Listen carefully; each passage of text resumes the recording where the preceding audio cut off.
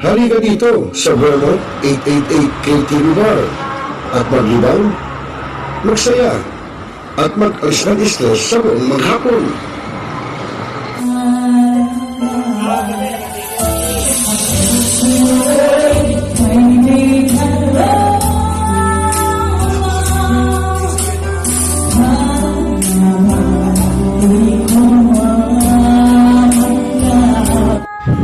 Kumanta, kumain, o magkape, o di kaya ay mag-unwind habang kinakanta o kinakantahan ka ng paborito mong awitin. Dito lang yan sa Marcos Highway, Barangay Mayamot, sa lungsod ng Antipolo at katabi lang ng Unioy Gas Station. Ano pa hinihintay mo, katropa? Takbo na!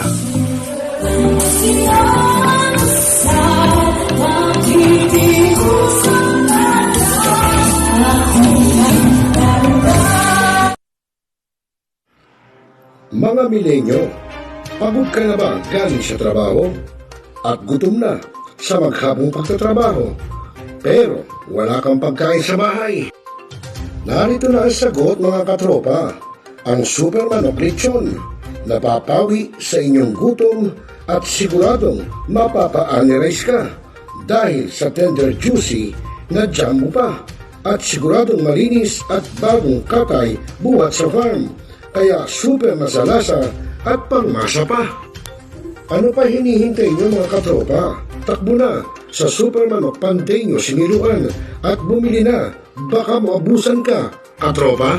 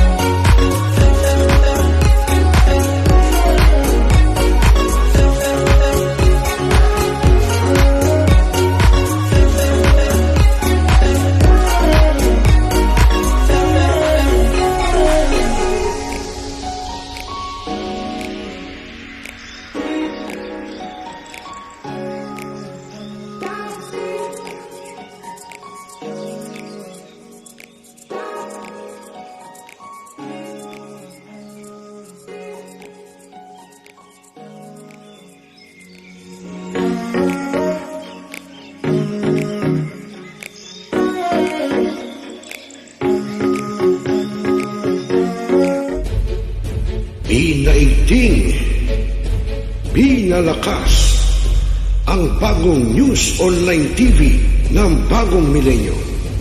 Millennial Online TV, ang katropa mo sa pagbabalita.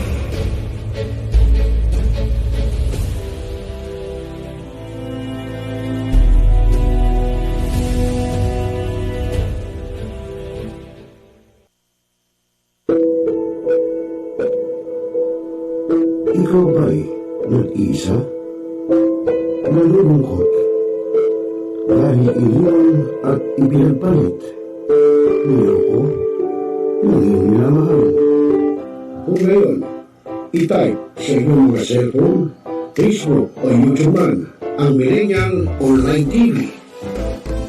Dahil nasa Millennial Online TV na ang online realista ng bagong milenyo, si Radio Villanos. Sana'y di magmaliw ang dati kong araw nang di pang bata sa piling ni nanay.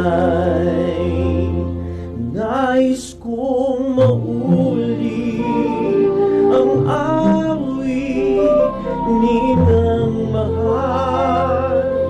You are the one who makes me happy when everything else turns to gray. Walk on through the rain. Walk on through the rain.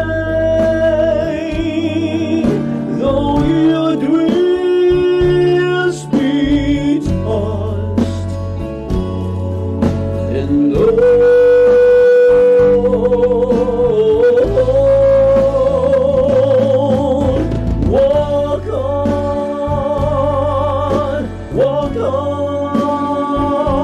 on with hope in your heart. At haharanahin kayo ni Randall ng iba't ibang awitin para maibsan ang inyong inip at kalungkutan kahit nasaan man kayo. Hanggang sa tumanda. Come on.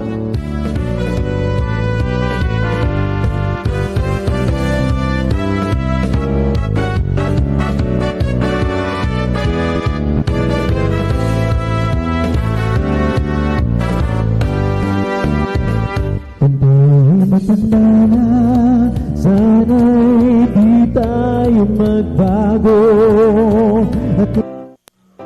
At pwede rin kayo makiduet kay Randall tuwing Huwebes ng hapon. Ano pa hinihintay nyo mga kamilenyo? Tawag na! Araw-araw ikaw ang gusto kong Now, we are Talakayin. Biggest destruction of dangerous drugs worth 1.2 Rebisahin. billion. Opinyon. Malawaking. Aksyonan. Kasama si Rosel Lopez, ang inyong katropa sa pagbabalita. Dito lang sa Millennial Online TV. Tutok na mga katropa. Hanap mo ba ay Unwind Ventures? Tara nang mamangha sa mga tanawin.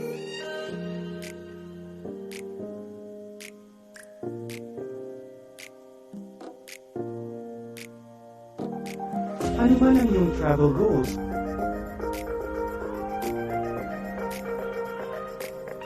Dadalhin namin kayo.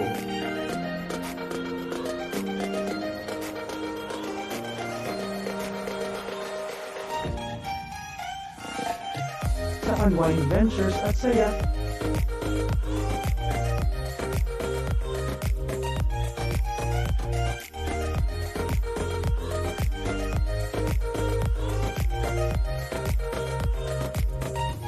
Dito lang sa Wow Biyahe.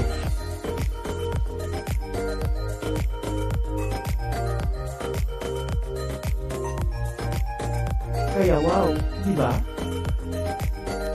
Abangan dito lang sa Millennial Online TV.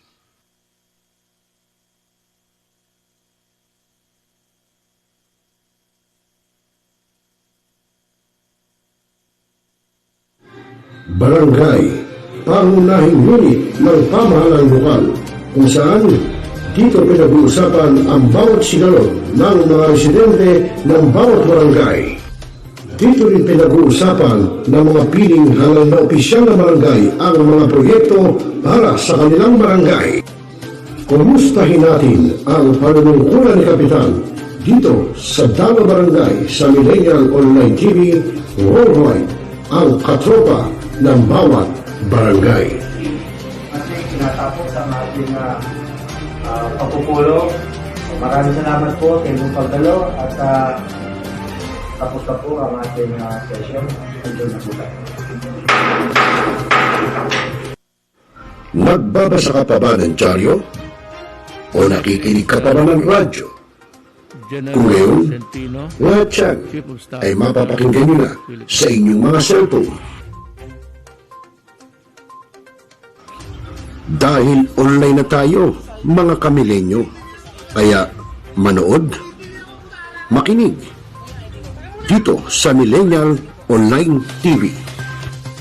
Rider, sumalpok sa Kaya poste ng i-follow, like, subscribe, at i-share na, mga katropa.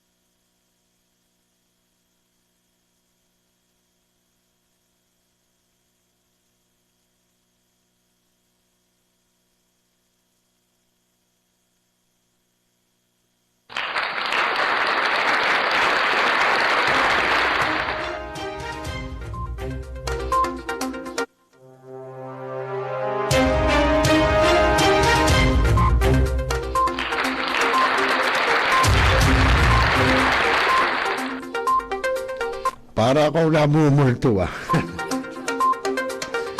Okay mga kaibigan, magandang gabi po sa inyong lahat at welcome po sa programang Tropa. Siyempre dito lang sa Millennial Online TV. At siyempre po ngayon po ay Tuesday edition ng programang Tropa. At siyempre ako pa rin inyong magiging kasama, Rosel Lopez. Para ako namumulto di ko alam bakit nagkakaganon. Pero anyway, okay lang. Talagang ganon naman Talagang ganon. Okay, so mga kaibigan, at ngayon po ay araw ng Martes, no? Ika-21 na ng buwan ng Pebrero, taong 2023. Ayan. At yun nga mga kaibigan, abay napakabilis po ng araw, Sipin nyo, nakaraan 2022. Ngayon Pebrero na 2023. Bukas makalawa, Marso na. Ano pa susunod dyan? Natapos na Valentine's. Summertime na. Magpipistay diet na dyan sa may parting norte.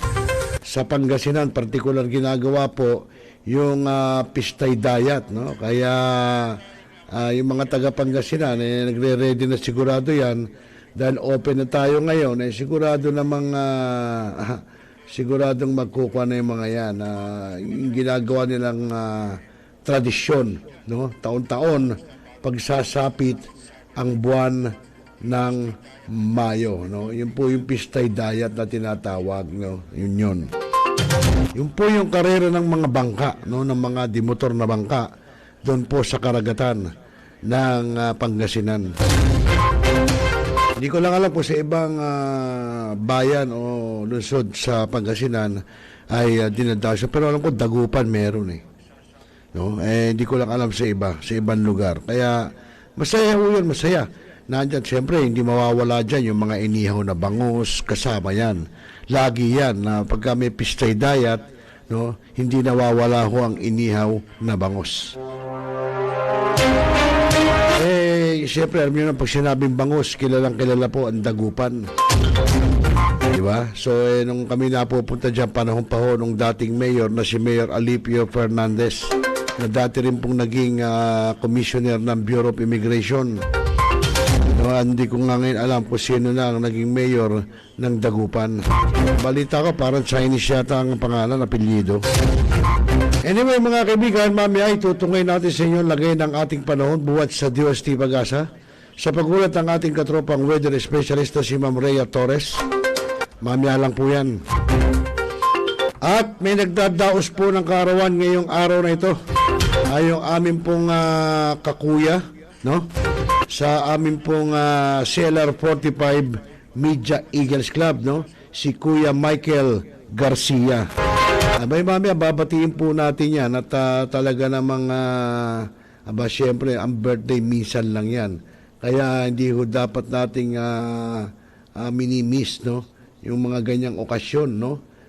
Syempre, ngayon siguro baka mamaya kasama niya yung kanyang pamilya, yung mga mahal niya sa buhay, at sineselebrate nila yung kanyang birthday, no? Si Kuya Michael.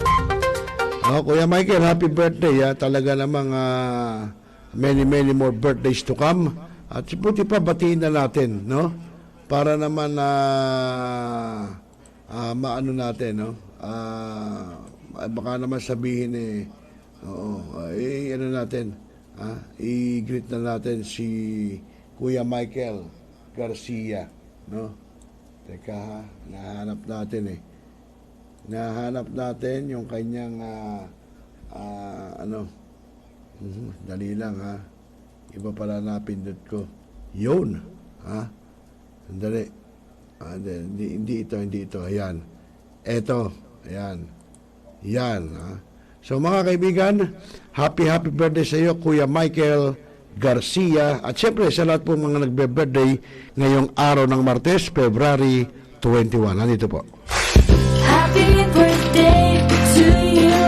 Happy birthday to you. May all your wishes come true. Happy birthday to you. Happy birthday to you.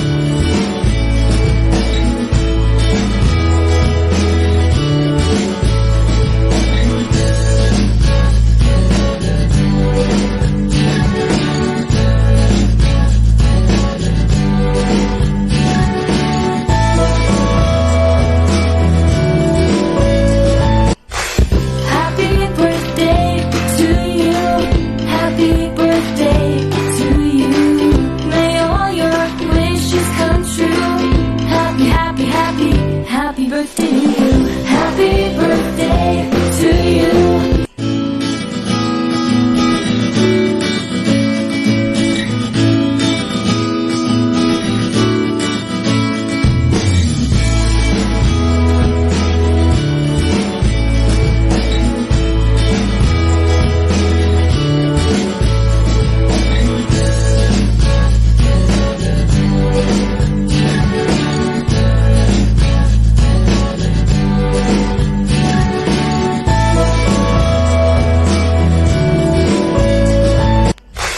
Happy birthday to you. Happy birthday to you. May all your wishes come true. Happy, happy, happy, happy birthday to you. Happy birthday to you.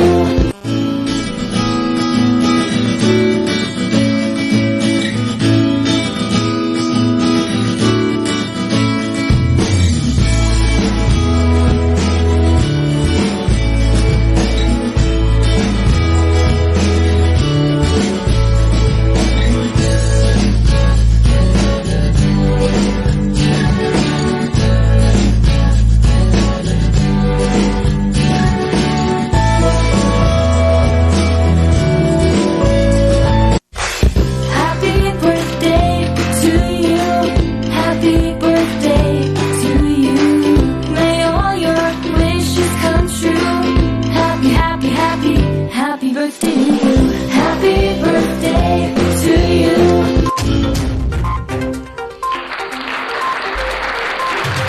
Ayun, ha? Happy birthday sa iyo, Kuya Michael Garcia. Ang aming Kuya Michael, no? Sa Cellar 45 Media Eagles Club.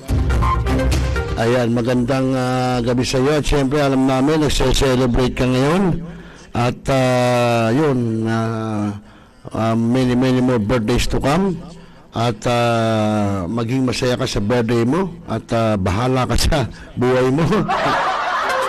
Joke lang, Kuya Michael. Alam mo, masaya kami dahil alam mo, dapat naman ang lahat ng tao kapag ka nagbe-birthday, dapat laging masaya, no?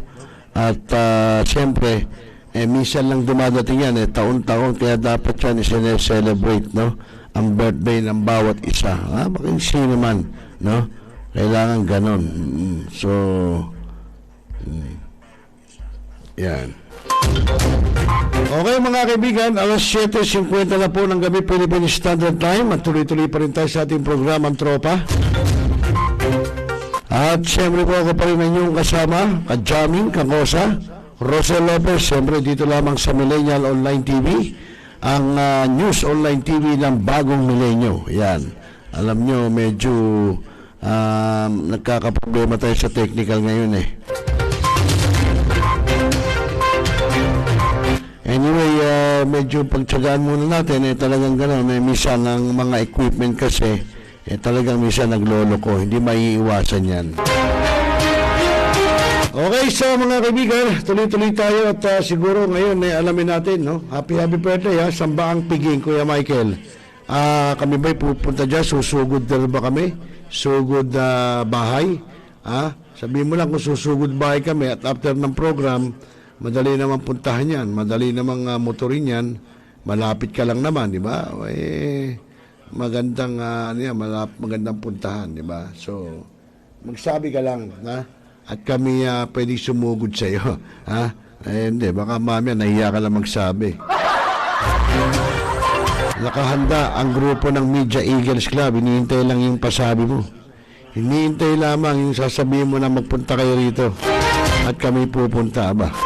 Minsan lang yan Kailangan samahan ka rin namin mag-celebrate. Di ba? Okay yung mga kuya, ate baka hintayin nyo yung chat ni Kuya Michael Garcia. Baka mamaya magyaya, takbuhan tayo ron. Di ba? Kuya Michael, pero nakita ko nakapost, umalis sila ng kanyang pamilya. Pero malamang kanina pa yun. Ngayon, andyan na yung sabay siguro, baka naghahanda na ron. Tsaka mag-chat-chat na punta tayo. Hindi, hintayin natin syempre. Meron naman sumugod ng walang abiso. Baka mamaya masyak, mabigla. Okay, so mga kaibigan, alas 7:50 ito sa buwan ng gabi Philippine Standard Time.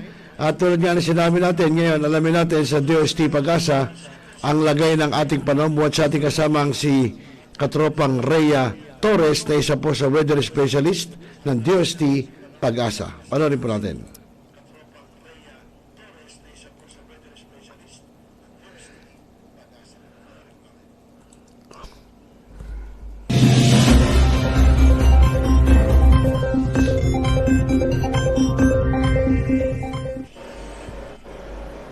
Isang magandang hapon po sa ating lahat. Narito ang weather update ngayong araw ng Tuesday, February 21, 2023. Sa kasalukuyan po yung binabantayan natin na low pressure area ay huling namataan sa layong 410 km silangan po yan ng Apari, Cagayan.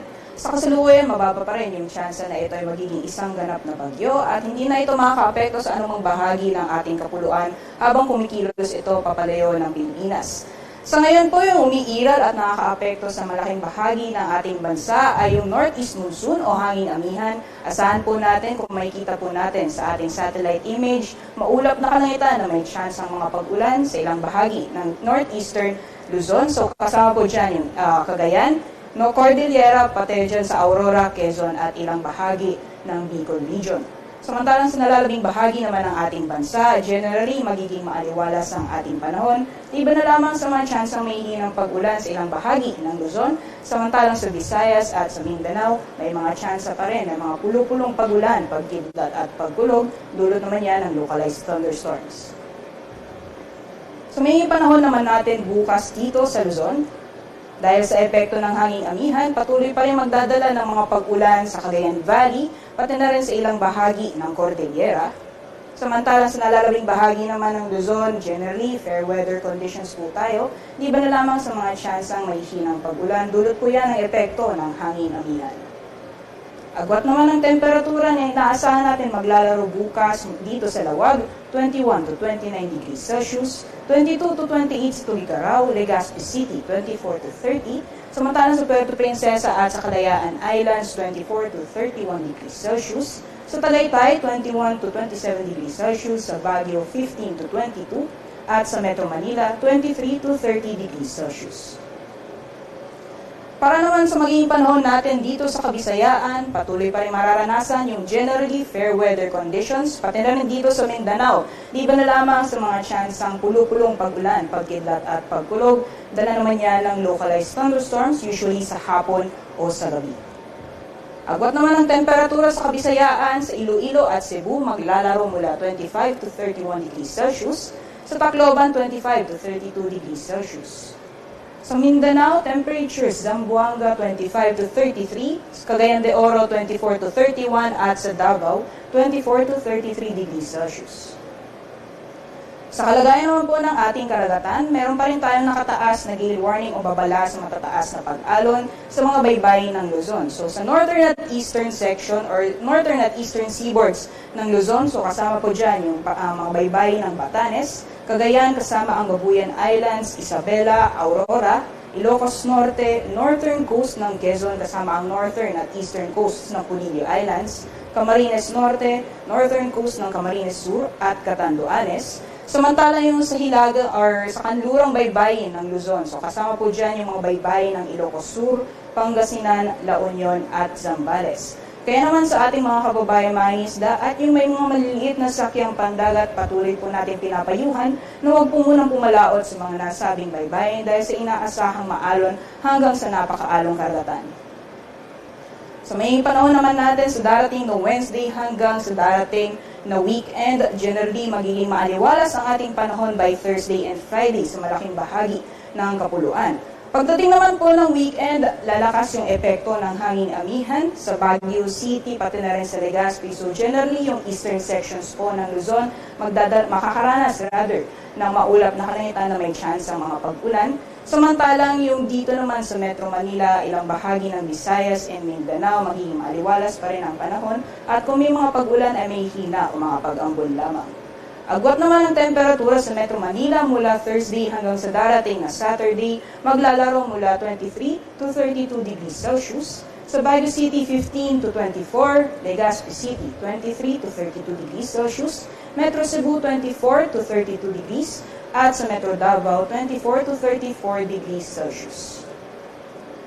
Si Haring Araw naman ay lulubog mamayang 6:02 p.m. at sisikat bukas ng 6:17 a.m. At para naman sa karagdagang impormasyon, mangyari lamang na i-like at i-follow ang aming social media accounts, mag-subscribe sa aming YouTube channel at bisitahin ang aming website pagasa.dust.gov.ph. At yan po muna ang latest mula dito sa PagAsa Weather Forecasting Center. Ako po si Ria Torres. Magandang hapon po sa ating lahat.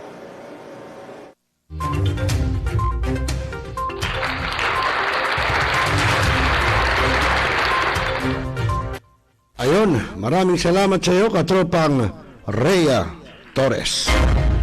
Ang isa po sa ating katropang weather specialist ng DOST PagAsa. Oo, yan po ay lagay ng panahon at siguro nagugulat kayo, akala nyo nagsasalita rito si Dito Atienza, no? Hindi po, ginagaya ko lang yung attire niya. Siyempre, malapit na mag-summer Pinapractice ko na to kasi dati mahilig ako magsuot ng mga Hawaiian shirt. Hawaiian shirt saka shirt. Tineterno ko yan doon sa aking short. Okay mga kaibigan, magandang gabi rin at yan, nakita na natin, nanonood sa atin si Kuya Eagle Darius Mariano. Mapagpalang gabi, Kuya Pres Rosel, mga kuya, ate, taga-subaybay ng programang Tropa, mabuhay ang tunay at nagkakaisang Agila we fly as one. Yan ang sabi po ni Kuya Darius Mariano. Ayan po. Yan po ay kuya rin natin, no? Si Kuya Darius Mariano. Yan. Alam nyo, ito si Kuya Darius, lolo na. Lolo na. Si Kuya Darius. Kaya ganon. Siyempre, pagka lolo, sabik yan doon sa apo. Kaya laging busy sa apo yan. Nilalaro-laro niya. Diba, Lolo Darius? May balita ako doon sa kabila. Mukhang nagkawindang-windang na. Marami na raw nang hingi ng clearance. Ano ba nangyari? Kuya Darius, ikaw kasi, ikaw ang may sala Ano ba nangyari?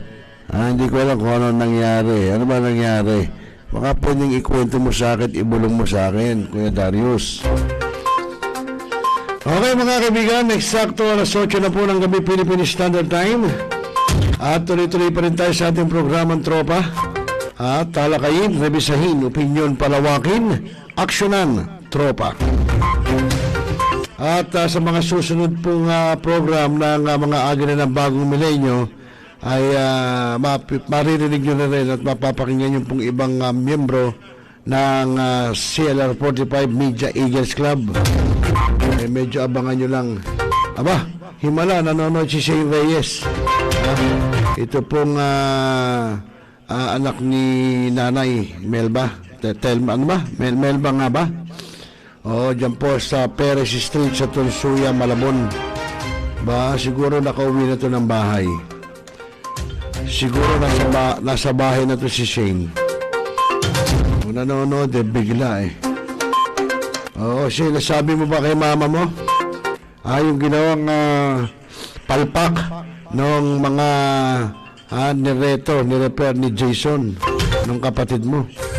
Kaya pala ayaw na sagutin ang tawag namin at binlock pa ako sa cellphone. Yung pala, malalaman namin na yung ginawa niya mga palpak doon sa ginawa niya. Nakakainis lang doon, Shane. Binayaran mo naman ng tama. Binayaran mo ng tama, kadalasan nalilibre pa kanilang ulam sa pananghalian, merienda. Abay, ganun pa ginawa. Diba? Tao ba yun? Diba na sinabi ko na yan, binulong ko na kay Kuya Ago. Taboy na. Taga Diyos sa inyo yun. Kasi hindi tama Diba? Binayaran mo ng tama, dapat ayusin naman ang trabaho. Hindi naman sila nagrabyado sa bayad. Actually, dinagdagan pa. Diba? So, talagang nakakainis minsan. Diba? Hindi assess yung mga ganun tao. Wala Kung makabida nun, ganito, ganyan. Pero yung ginawa niya ron, sablay lahat. Lahat sablay, Shane. Kaya ipauulit lahat. Masyadong magulang, madaya. Mahilig manlamang sa kapwa, yung mga nireto ni Jason. Mapanlamang sa kapwa. Isipin mo, halos na take home nila yung kanilang pera ng buo. Wala silang ginastos kasi pagka pupunta ron, kasabay ko. Kapag uwi, kasabay ko pa rin. Di ba? So, walang gastos. Siguro, ang gastos nila doon, yung kanilang hapunan, tsaka yung kape nila sa umaga. Pero pagka ako dumating na, kadalasan yung ulam nila sa tanghali, merienda, libre. At magandang gabi rin kay Papa George Rojas, ang aking inaanak dyan sa Santa Maria, Bulacan. Evening daw katropa, duty na naman daw, night shift. Maganda yan, meron kang night differential, graveyard Ito po yung inaanak ko, si George Rojas. No, na ito po isang TikTokers. Ito po yung kanyang file name, ang kanyang ano doon sa TikTok, taga-Masbati kami. Okay, so mga kaibigan, alas 8:03 na ng gabi, Philippine Standard Time. At yung tulad na sinabi ko sa inyo, panoorin po natin, no? Yung ginawa pong Senate hearing, no? Diyan po sa Senado, na ito po may kaugnayan sa nalalapit na barangay at SK elections. No, at ito po pinangunahan ni Senator na siyang chairman ng komite, na si Senator Amy Marcos. Alamin natin, paano bang preparasyon, anong preparasyon na ginagawa, no, ng ating bansa, partikular ng COMELEC sa darating na eleksyon, no, na pambarangay. So mga kaibigan, panoorin natin at pwede kayo magkomento. Kung ano yung mapapakinggan nyo, maririnig nyo, pwede kayo magbigay ng komento dyan sa ating chat box at ipararating po natin sa kinauukulan. Mga kaibigan, panoorin po natin.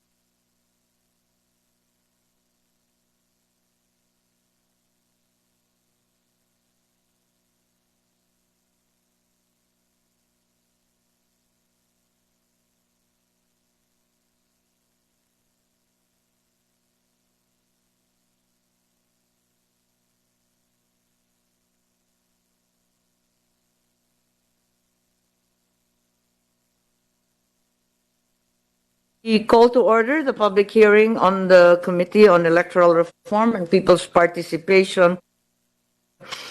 In as much as we merely suspended at the previous hearing, let's now carry on. We recognize Attorney Dana Alberto, our Legislative Committee Secretary, to acknowledge the presence of our resource persons who have attended physically as well as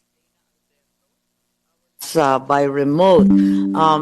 We welcome once again Chairman George Erwin Garcia, as well as Commissioner Maceda, and the rest from COMELEC. Thank you very much. Here also are NAMFREL and the other representatives, including Lente and the other NGOs, who will be properly and individually recognized by Attorney Dana Alberto.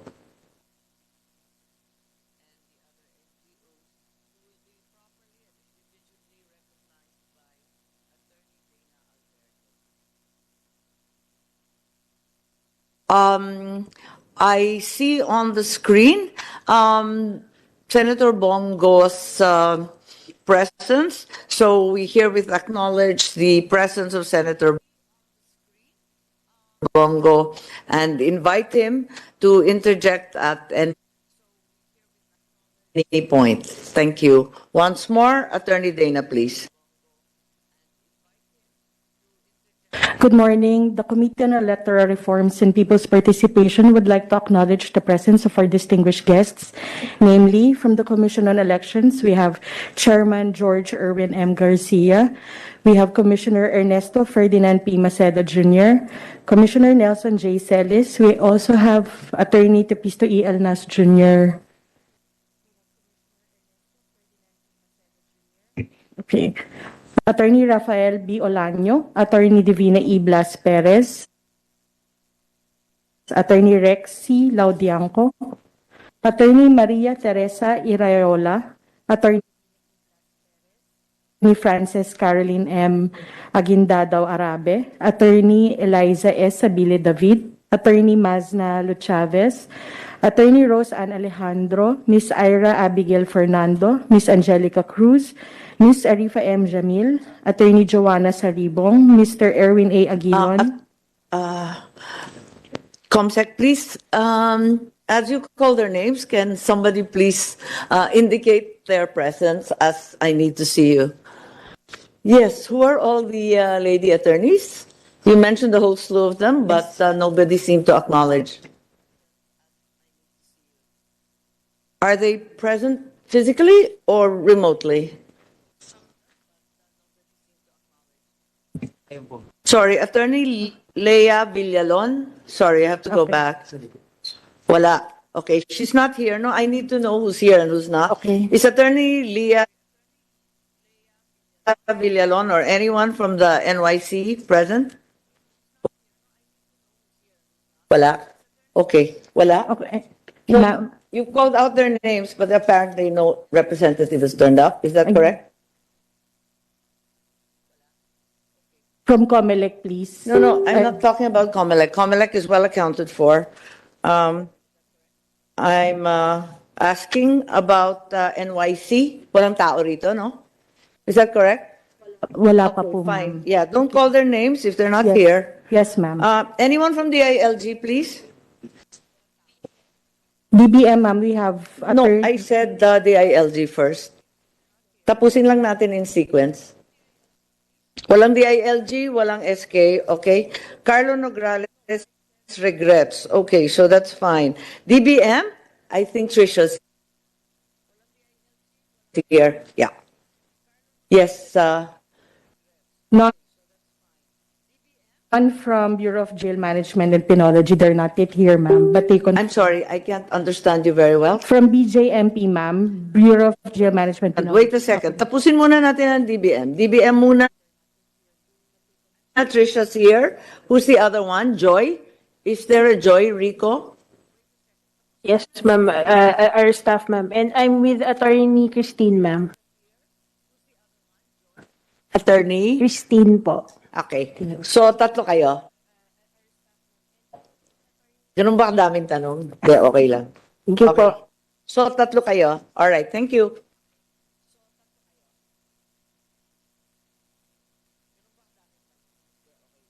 BJMP confirmed, ma'am, but they are not yet here. DILG,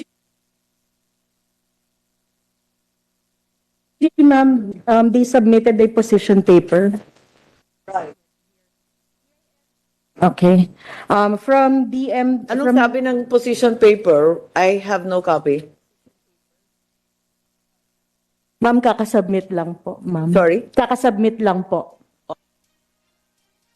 O sige, bigyan ako ng kopya. Okay? Yes, ma'am. Sumunod, ang Department of Migrant Workers. Yes, ma'am. We have Assistant Secretary Here we Jerome are. A. Thank you. Pampolino. Okay. Good morning, Madam Chair. Good morning. NCIP confirmed on, but they are yet. A certain Mr. Paul Kabugao is listed. Is he here? There. Okay. Thank you. NCIP confirmed, but they have yet to be present, ma'am. The National Council on Disability Affairs, we have Attorney Rhea Ramos. Yes. Okay. Attorney Good morning, Madam Chair. Attorney Rhea Ramos from NCDA. Ramos? Ramos. Ramos, ma'am. I'm sorry. Ramos. Okay, thank you. Thank you, Madam. Okay, Liga ng Barangay? Liga ng mga barangay sa Pilipinas, we sent an invitation, but we did not receive a confirmation, ma'am. Okay. All right. Philippine Commission on Women, they confirmed that, but they have yet to arrive.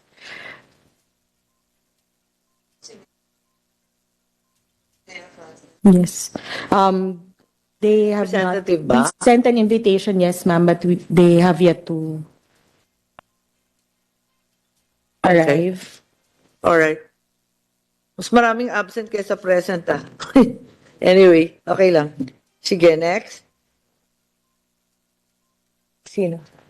Oh, I'd like to acknowledge the presence of Senator Raffy Tulfo. Thank you, And thank you very much for attending. And yes, carry on please. Sino pa yung private stakeholders natin? Yes, from Coalition for Senior Citizens and Elderly, we sent an invitation, but they did not confirm as well. Sorry, sino? From Coalition for Senior Citizens and Elderly, we sent them an invitation, ma'am, but we did not receive a confirmation. Okay. Yes. From Tuklas Katutubo, they sent their regrets. From COMELEC Employees Union, we have Mr. Mark Christopher Ramirez. Good morning, Your Honors. Are the other guys listed also with you? Andito ba? Nam Frel, Bonifacio, Esternon, and Panis. Andito ba lahat? They will not be able to make it today. Okay, that's fine. You're here. Okay. Sige. From PPCRV, we sent an invitation, man, but we did not receive a confirmation. From Lente, we have Miss Briza Rosales. Good morning. Namfrel, ma'am, Mr. Angel Averia Jr. Good morning, ma'am. No, yes, Chair Averia is here. Okay, check. And Lente, Attorney Brisa. Okay. There's another name listed here. Attorney Ona. She cannot come for okay. today. That's fine. You're here. Yeah, you're usually here anyway. Okay, thanks very much. We sent invitations to Democracy Watch, IPER, Ideals, and SENPEG. No, it's okay. Just tell me who's here. Okay. We have LEAP confirmed, but has yet to arrive. No, so your entire Those last are- page is not here. No, lahat dito wala? Wala pa po. Okay. Ano ba? All right, thank you very much. And we continue the hearing from last year. It's been a while, and we are now going to inquire into the status, firstly, of the preparations for the 2023 Barangay and SK elections.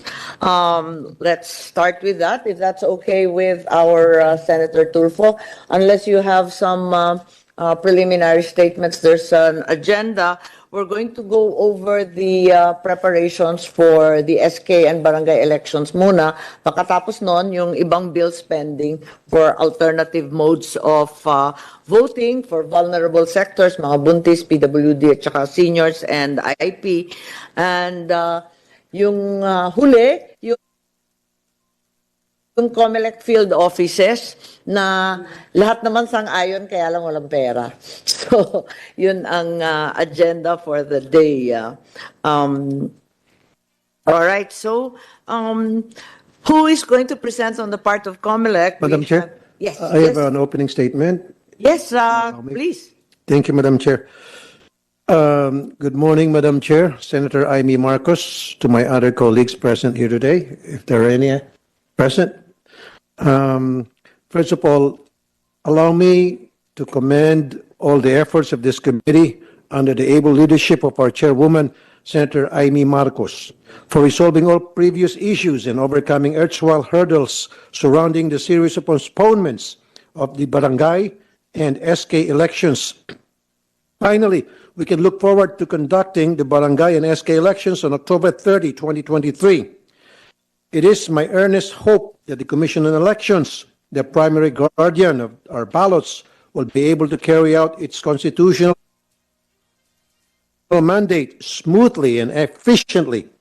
I'm positive that our officials will ensure the conduct of an honest and peaceful elections, just like what we have witnessed during the presidential and local elections last year. I'm also for the digitalization of our polls this October. If not full, at least majority of our barangays will be automated to ensure accuracy and credibility of outcomes. With regard to the proposed bills on providing accessibility for the vulnerable sectors of our society, I'm also manifesting my full support. It is crucial that we give every Filipino citizen the chance to exercise his or her right to suffrage, regardless of physical condition. In the true spirit of democracy, it is incumbent upon us to protect and preserve the right to vote. I just want to emphasize, though, that in giving our seniors, PWDs, pregnant women, and IPs full accessibility, adequate safeguards will still be in place by not allowing human intervention as an added tool to cheat or rig the results. Minsan po kasi, ginagamit ng mga mandaraya na palusot yung mga PWDs o seniors para manipulahin ang kanilang balota. Kunwari, tutulungan nila yung senior, pero sa totoo lang, gusto nilang ibahin ang ilalagay o isusulat sa balota. We need to provide accessibility and simultaneously safeguard the sanctity of their ballots. Finally, I fully support the bills amending the Omnibus Code such that the power to select office spaces for provincial and local elections officers be stripped from local government units. Dapat naman talaga COMELEC or at least ang national government ang pumipili at nagpapatayo ng kanilang opisina at hindi si mayor o si governor. Kaya minsan pagdating ng eleksyon, nauna pa si mayor na nagbibigay ng opisina na nakakaalam ng resulta ng eleksyon. Kaya mas madali din manipulahin ang resulta ng eleksyon dahil utang na loob ni election supervisor ang magandang opisina na ibinigay ni mayor. We should put a halt to this practice and amend the law. We must uphold and preserve at all times the independence of our COMELEC and its officers. They must remain free from duress or any form of undue influence in order to conduct free, fair, and honest elections. That's all, Madam Chair. Again, good morning and thank you po. Yes, thank you very much for the spirited support given by our colleague this Monday morning. We're all raring to go. Thank you very much.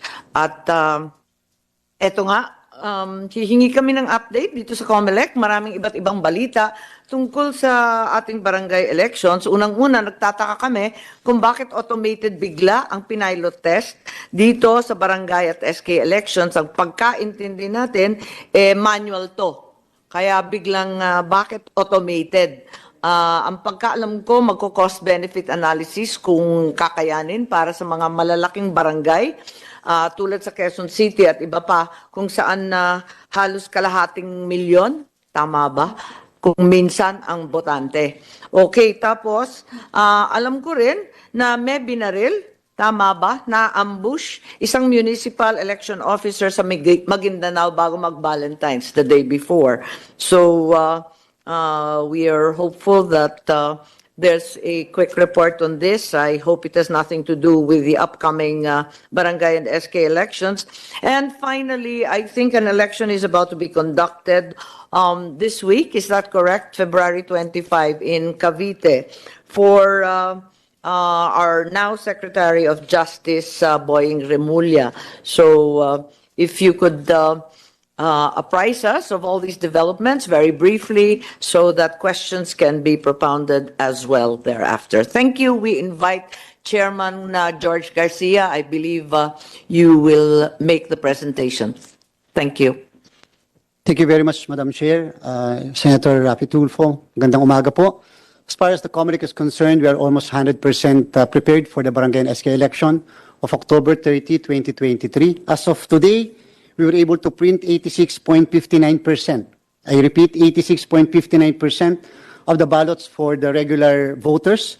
And as far as the Sangguniang Kabataan, we were able to print, as of today, 90.62% of all the ballots for the SK. And so we are hoping to be able to print everything, all the ballots, before the end of February.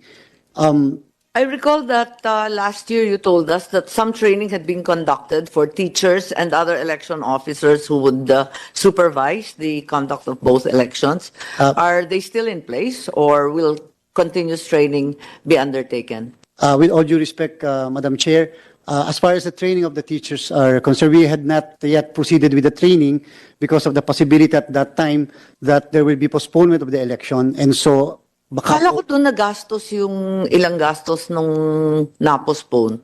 Hindi natuloy yun? Madam Chair, no. Doon po nagastos sa printing of the ballots, including personnel services of the Commission.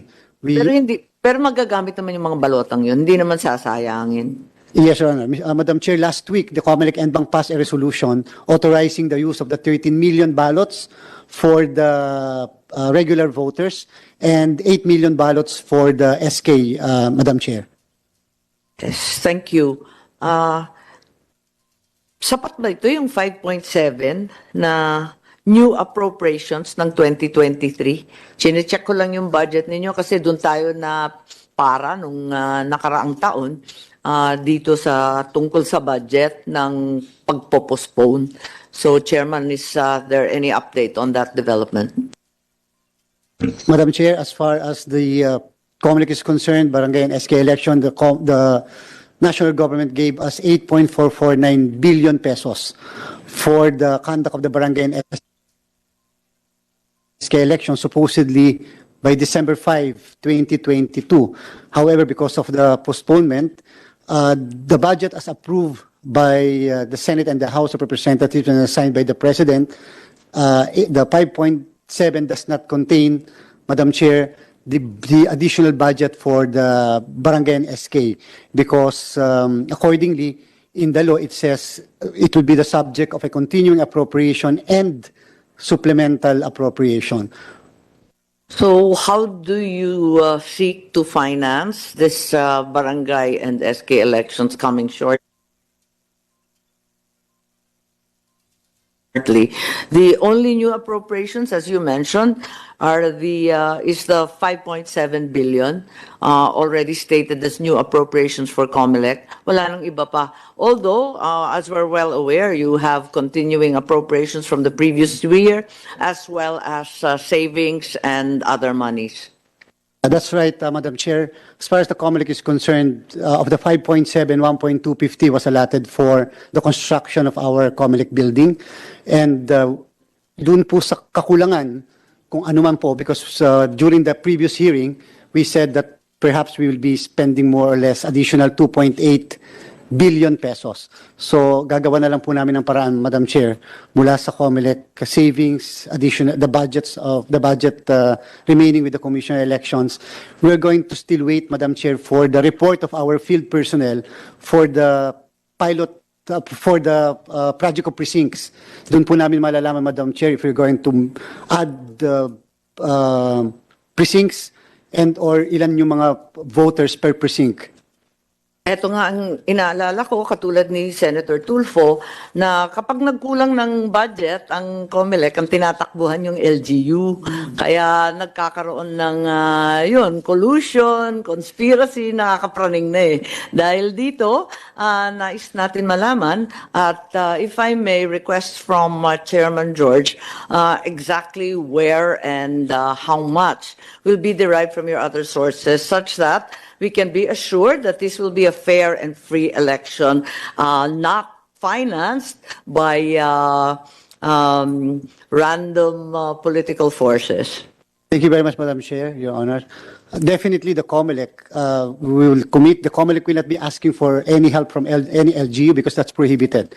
What we can only ask from the LGU support for the conduct of plebiscites, but not the conduct of regular election, even special election. So the remaining, Pero kasasabi mo lang kulang yung budget na ibigay sa inyo, pati yung new appropriations ninyo, hindi sapat. So, saan manggagaling? Although nga, meron naman kayong savings at saka continuing naman yan. At meron rin kayong iba't ibang koleksyon, di ba? So, may pagkukunan, ganun ba? Yes, Madam Chair, and likewise, we reserve the right to respectfully ask our Congress for an additional budget as the need arises, simply because, Madam Chair, at this point, we can just estimate, but we cannot particularly pinpoint how much we're going to need, simply because although there were additional 1.6 million registered voters from December 12 to January 31, hindi pa po sinasubmit ng mga tao namin from the field kasi po meron pang election registration board hearing by March. So, and doon pa po namin malalaman kung yung buong 1.6 approve po ba yon o meron pong o eksakto po bang approve yung 1.6 o may mababawasan, and then ilan po yung madadagdag sa bawat presinto o magkikreate po ba ng additional precincts. So, that being the case, may I reiterate the request that the budget and the funding sources be submitted to this committee so that in the little time left, we are able to access the funds in time, as well as be clarified that no undue influence will be exercised by the local and other politicians involved. Yes, Madam Chair, will comply, will submit the said documents, Madam Chair. Pinagtatakahan nga namin, tulad ng sinabi ko kanina, yung bakit mag-automated election system na kasanayan na natin na manual kapag barangay at SK? Bakit biglang may automated pilots tayo? That's right, Madam Chair. There was a House resolution calling for the Commission on Election to conduct the automated election for the barangay and SK. So it came from the House? There was, yes, Madam Chair. Yes, may I know who the author was so that we can trace it? Yeah, Madam Chair, it was Congressman P.D. Barsago. Yes, that's right. He's my counterpart in the Oversight Committee, in the Joint Oversight. I think he found it unwieldy and time-consuming to do it manually, given that these barangays are enormous. Is that correct? Based on the resolution, yes, Madam Chair. But we disagreed. We said we cannot conduct the automated election in the entire country. For the BSKE at this point, we have no budget. We have no resources. We cannot procure the necessary documents and materials for purposes of the barangay and SK, and only we have 98,000 machines presently. We will have to lease the additional machines in the event that there will be an automated barangay and SK elections. I'm a little perplexed. Does that mean yung iba, yung malalaking barangay, may plano kayo kung okay yung pilot testing, may plano kayo na maging automated, samantalang yung maliliit at yung karamihang barangay mananatiling manual? Ganun ba yun? Madam Chair, if I may, there are certain barangays with three or more polling places, Madam Chair, not unlike in small barangays that the canvassing are usually done in the polling place by itself, in the elementary school. So wala pong transmission of the results. There will be just in case, based on our pilot testing guidelines, there will just be manual uploading of the results. In big barangays where there are 3 or more polling places, halimbawa po sa isang barangays, may 4 na schools. Yung 4 na schools na yun po, isa lang po ang canvassing area po doon, maaaring sa isang eskwelahan doon sa 4 na eskwelahan na yon. We are going to conduct canvassing in that particular polling place, in that particular elementary school. So we have to manually upload the results from the 3 barangays so that this will be consolidated in that polling. Yes, I understand. But if you're going to automate it, yung transmission, yung voting, automated.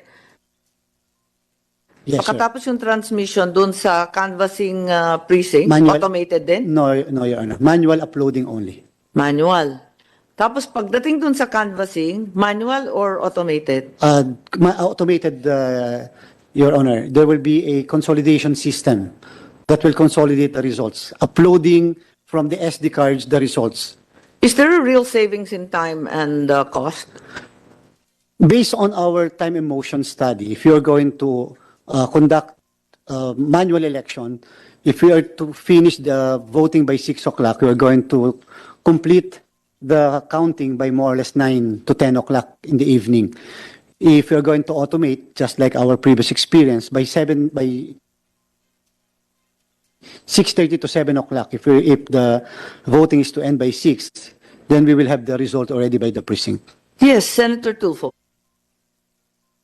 Please. Yeah, Chairman Garcia, anong difference dun sa manual uploading versus automated?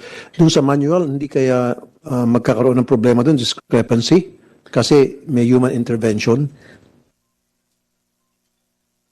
Thank you very much, Madam Chair, Your Honor, sa question po na yon. When you say po, Mr. Chair, Madam Chair, Your Honor, manual uploading, you are going to get the SD card, and the SD card will be physically brought to the canvassing area.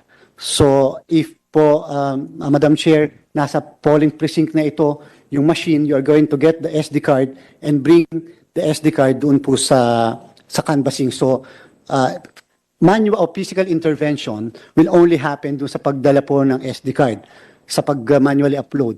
We cannot po transmit electronically because it will cost a lot of money po. Mas mahal po kapag electronic transmission.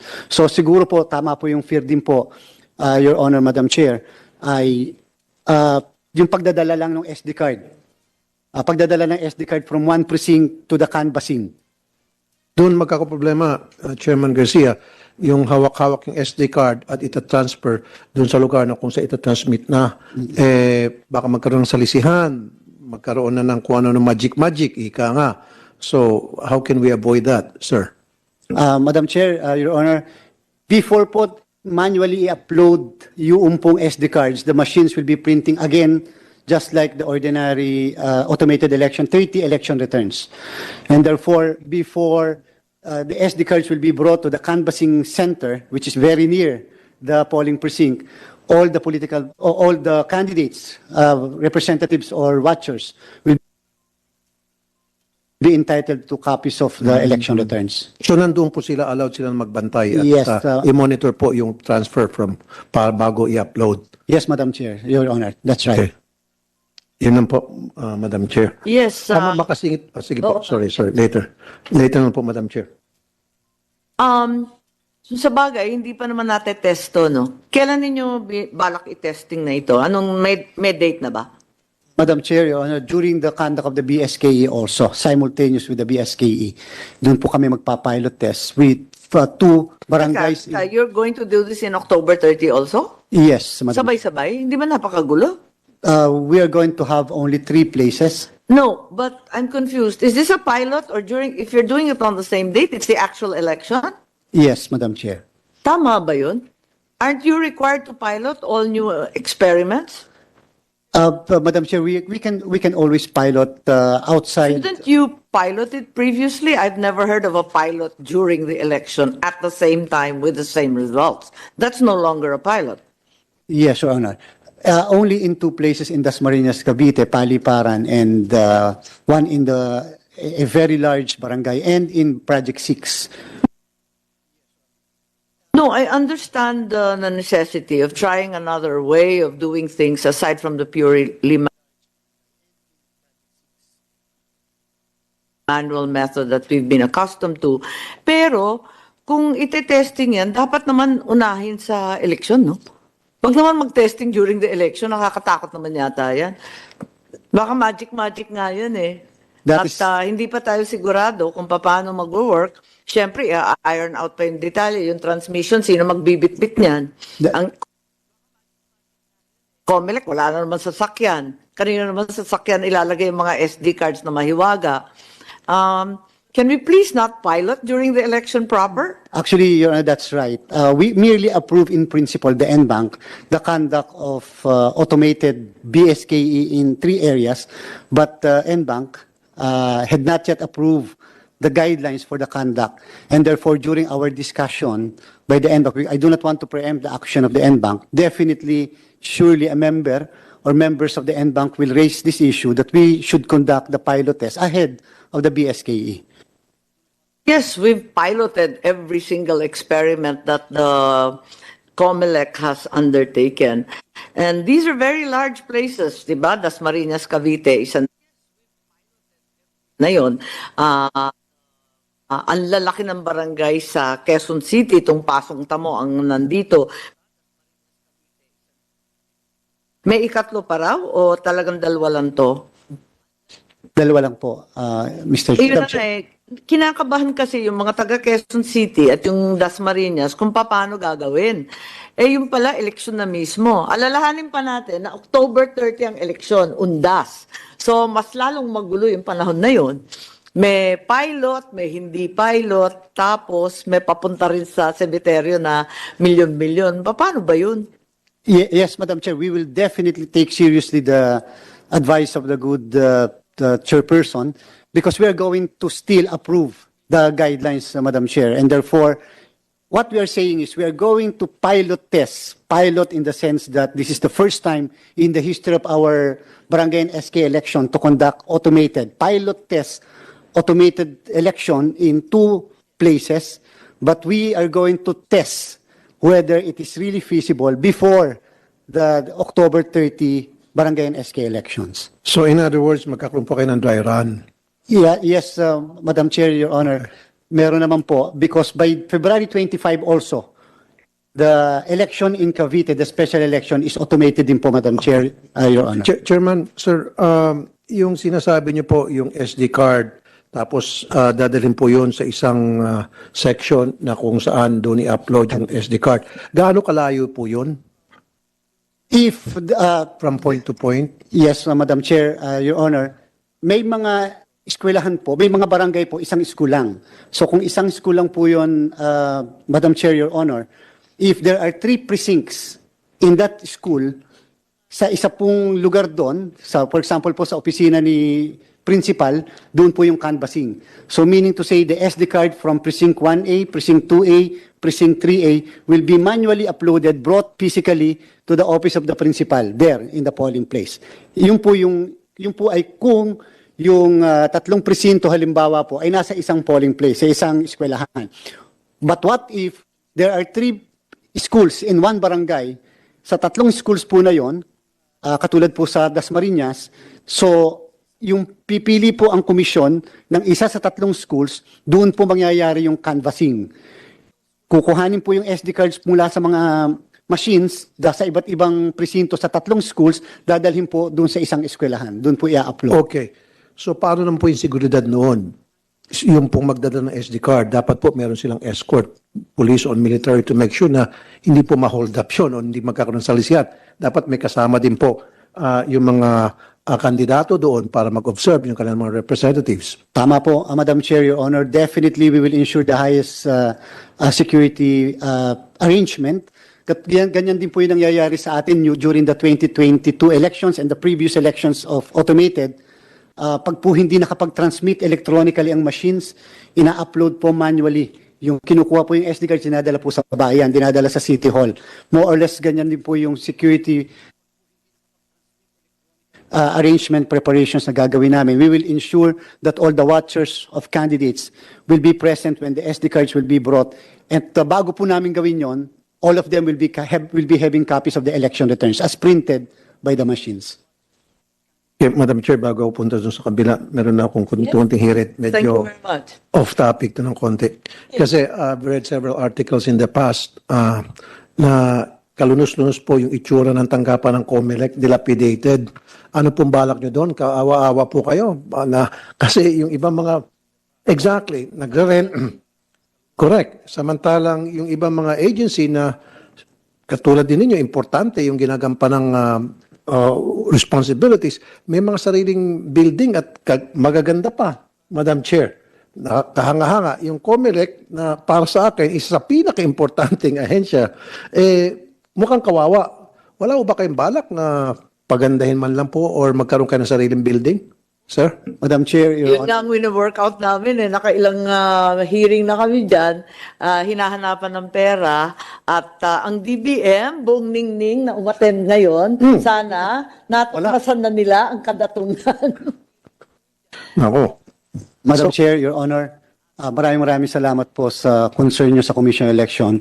When we face the House of Representatives, meron po silang integrity bill, meaning we have to ensure that the COMELEC has full integrity and independence. We submitted a budget of 21 billion pesos for the construction of all COMELEC offices in the entire country, bawat munisipyo po, and all the offices of the provincial election supervisors and regional directors.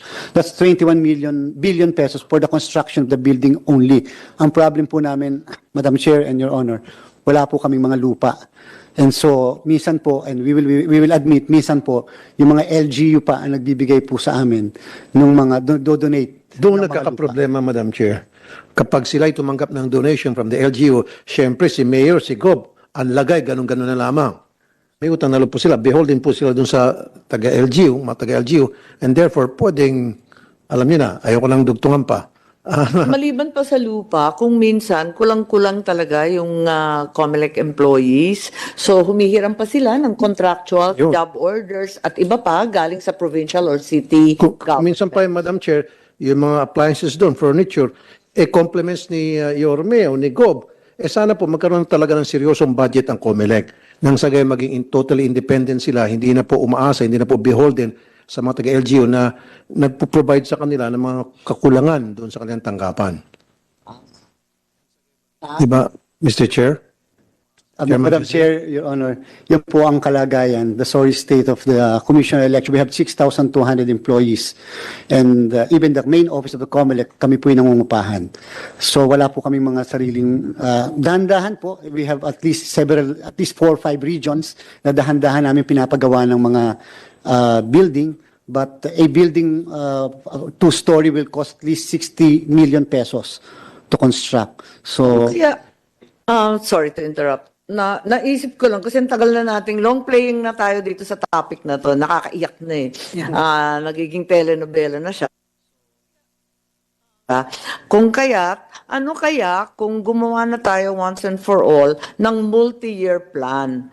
At least until the end of the presidential term, sabihin natin, yung umpisahan, yung malalaking lugar, kasi wala pa naman ako nakikitang plano, daing tayo ng daing, pero yung actual plan na year on year, baka kayanin 1.2, baka kayanin ng 2 billion. Malay mo, di ba? Unti-unti, ay maisisingit natin yan sa GAA. Gawin na lang natin multi-year. Iplano muna natin pinaka-urgent, yung talagang, sumasang-ayon yung budget, mukhang may pag-asa. Oo, tumatango si Attorney Chris parang totoo, parang may future. Kaya what if we ask the infrastructure section of COMELEC to make a plan apropos of this urgent and important matter? Make a multi-year plan, ideally 3 years. If not at least 5 years, siguro naman may papatayo na tayo in the span of 3 to 5 years. Kahit medium term, hindi naman instant ang lahat So, let's make a plan. Umpisa natin with a plan. I have an almost magical belief in plans. Pag meron ng plano, kahit papano, na bibigyan ng budget pa, unti-unti Madam Chair, yes, Your Honor, we're going to submit. We have a plan. We prepared. Wala pa akong nakikita We're on going to this submit, time. Madam Chair. Ang problem po natin is because we have election every 3 years. We always spend, if, for example, by 2025, we'll be spending a lot for the automation of the 2025 election. So, whether or not the national government will be able to provide us, plus our COMELEC building, which was already given a go signal, which will cost the government 8.9 billion pesos, and then we're going to submit. We're going to submit to the committee. That's always been the problem of COMELEC's budget. We should lock in some capital outlay for these offices, at least the most important, biggest ones, once and for all. Dahil, alam rin natin, yung capital outlay, parati tayo nagre-rely sa Smartmatic. Kaya tayo nauuwi sa pang-uupa. So maybe we should start working on that too. Thank you very much, Senator Tulfo, for bringing that up. And yes, that's part of our agenda later on. In any case, let me ask na lang for a plan. And then palibhasa nga sina DBM, at least yung tatlong attorneys natin na narito, mukha naman nakangiti baka naman may future yan kapag na-stagger ng 3 to 5 years. Gawan na natin ng paraan. At least yung pinaka-urgent, unahin na natin. Yung malalaki. Well, pinaka-urgent kayo, no? Kasi informal settler rin kayo dyan sa opisina ninyo, sa totoo lang. And then perhaps the rest, at least on a regional basis, the very large regions. And I wanted to go back to the preparations of the COMELEC. I'm a little bit alarmed by the fact that the pilot testing will also be the election. Hindi pala pilot yun, totohanang eleksyon. Nakaka-nervyos yata. Isa pa, itong automated election system na gagawin sa pilot testing, sa Smartmatic na naman ba yan? No, Madam Chair, we're going to use our machines. The machines we purchased, the 98,000 machines are owned already by the COMELEC, Madam Chair. So our own 98,000. Yes, Madam Pero hindi naman lahat gagamitin, ano? Doon lang sa tatlong barangay na sinasabi.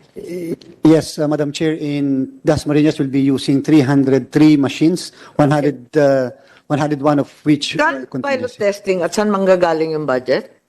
Wala po, Your Honor. It will be taken from the regular budget po natin because from the COMELEC budget for the BSKE, Madam Chair. Kasi po, yung balota po that will be involved in District 6, 45,000 ballots lang po yon. Dito po sa Cavite, it will involve mga 50,000 ballots lang po. What was the criteria for choosing the 3 barangays? Small, medium, large ba yan? Urban, rural, bad internet? What was the basis? Kasi dalawa sa Dasmariñas, di halos magkahawig yan. Tapos yung Pasong Tamo, parang naisip ko lang, lahat yan urban. Lahat yan malalaki. Paano yung small, medium, large at saka yung rural? Yes, Madam Chair, it's actually the small, medium, large and one in the NCR and the other one in outside of the NCR. Okay, just 2 quick questions regarding these pilot testings and the attempt to automate the barangay and SK elections. Ang karamihan magiging manual pa rin. Tama po ba? The entire country will be manual except the 2 places in the country, Madam Chair.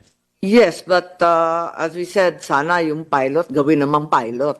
Wag naman totoong eleksyon, nakakatakot mag-eksperimento ng eleksyon. What security features, if any, has the COMELEC placed on the manual ballots so that their authenticity is not assailed? May additional features ba tayong maibibida sa taong bayan? Yes, Madam Chair, aside from the NPO placed feature of in the ballots. What's the NPO, sorry? National Printing Office, Madam Chair. Well, okay, yun lang. Meron pa po ang... pero hindi naman bago yun, NPO na rin dati eh. Meron pa po ang chairman of the Commission on Election. Sorry? The chairman of the COMELEC likewise had put in place his own special marking, security marking in the ballot. Yes?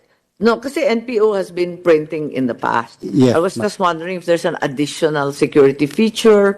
Is there any way that we can guarantee the authenticity of the ballots distributed? Dahil kasi may nangangamba na yung ibang balota o ibang materyales na print noong nakaraang taon, di ba, hold over.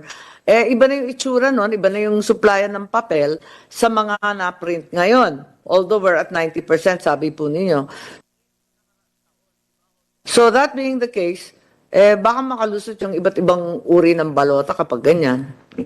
Isa po sa mga nilagay po na very important feature ngayon, nawala yung ibang printer sa buong Pilipinas, yung ascending number of the serial number of the ballots. So ascending po yan. Wala pong merong ganun sa Pilipinas except the Bangko Sentral ng Pilipinas and the National Printing. May serial number ng balota? Yes, Madam Chair. No, pero ibig sabihin ng attending?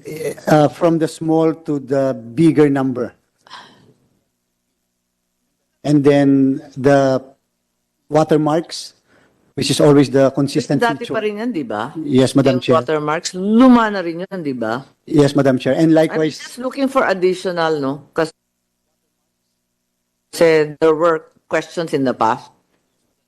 the marking of the COMELEC chairman, Madam Chair. Ganon.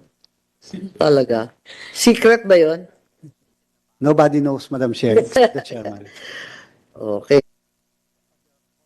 Yeah.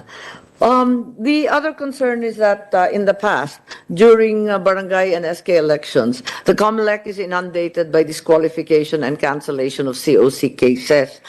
Usually, in the case of the SK, as we know, that they are overaged, underage, or non-residents. So, how is the COMELEC going to reduce this wave of cases that will inevitably ensue?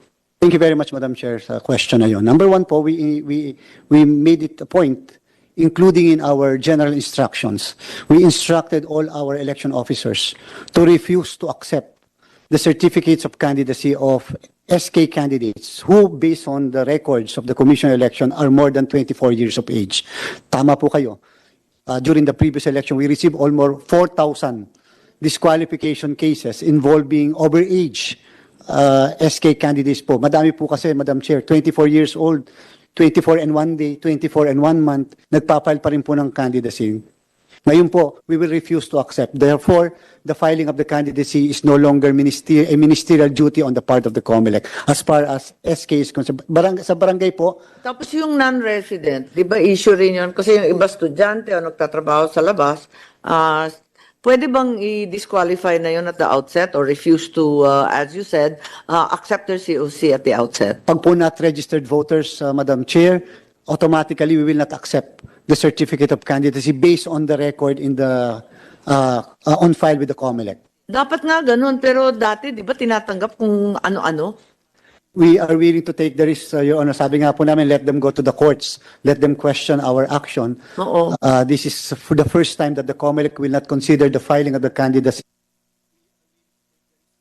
Madam Chair, as... Pag hindi registered voter at maliwanag sa birth certificate, We will not out accept. na, wag na. Kasi kayo rin ang mahihirapan sa bandang huli eh. Paulit-ulit sa surface yung mga pangalan. Yung pala, disqualified naman at the very beginning. And Madam Chair, concerning po your concern, we intend also to have the filing of the candidacy by July. Mas maaga po. Okay. So that we'll be able to resolve all disqualification cases more or less, and especially mga nuisance cases the earlier. Ayaw na po nating masama na naman yung mga pangalan ng nuisance candidates. Okay. Kasi dyan tayo nahihirapan. Ano? Last question, ano yung plan B, C, D? Alam natin na October 30 is in the middle of the typhoon season. Kasagsagan ng bagyo yan. Kapag binagyo, anong mangyayari? Magpo-postpone? Anong gagawin?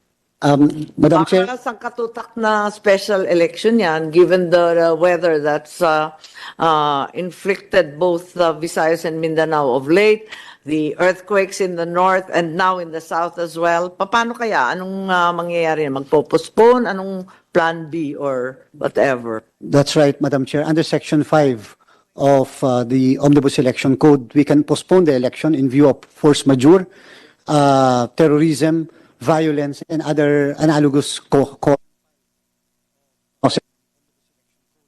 Yes, and likewise under Section 6, we can declare a failure of election in certain areas. But definitely, kung bagyo po yun, that's a force majeure, and therefore we can reset the election. But resetting can only be done 30 days after the occurrence of the force majeure. Yes, with all due respect, I don't think this is entirely unpredictable, no? So, baka umabot ng 30% mapopostpone. Kasi, di ba, yun ang realidad ng bagyo. That's the typhoon season. And we know we have over 24. What will we do then? Madam Chair, we are going to submit to the committee a detailed plan of action, as correctly pointed out by the Honorable Chairperson, a detailed plan of action in the event that there will be a storm, there will be calamities, or which can be predicted during this time, or even a force majeure. We're going to submit, Madam Chair. Kasi to be expected na yung bagyo niyan eh. Pag October, di ba? At saka undas pati. Paano yung ilalayo yung eleksyon dun sa mga pupunta sa semeteryo? Isa pa yun, ang daming crowd control niyan. Including po yung mga teachers. May mga teachers po, Madam Chair, na kinakailangang umuwi. Doon Mga teachers umuwi, yun na nga. Tapos yung mga pulis, naka-red alert sa undas, naka-red alert rin sa eleksyon. Para ang hirap yata ng logistics nito. How do we manage this? Yes, Madam Chair, we are going to submit a comprehensive and extensive plan Tapos of action. babagyuhin ka pa or lilindol, parang gahol tayo nito. Yes. We're going to have an early deployment. We usually authorize an early deployment of all election paraphernalia, Your Honor. That's right. And unfortunately, the DILG doesn't seem to be present, but sana magplano na kayo kasama ng DILG kasi magkakagulo yan eh.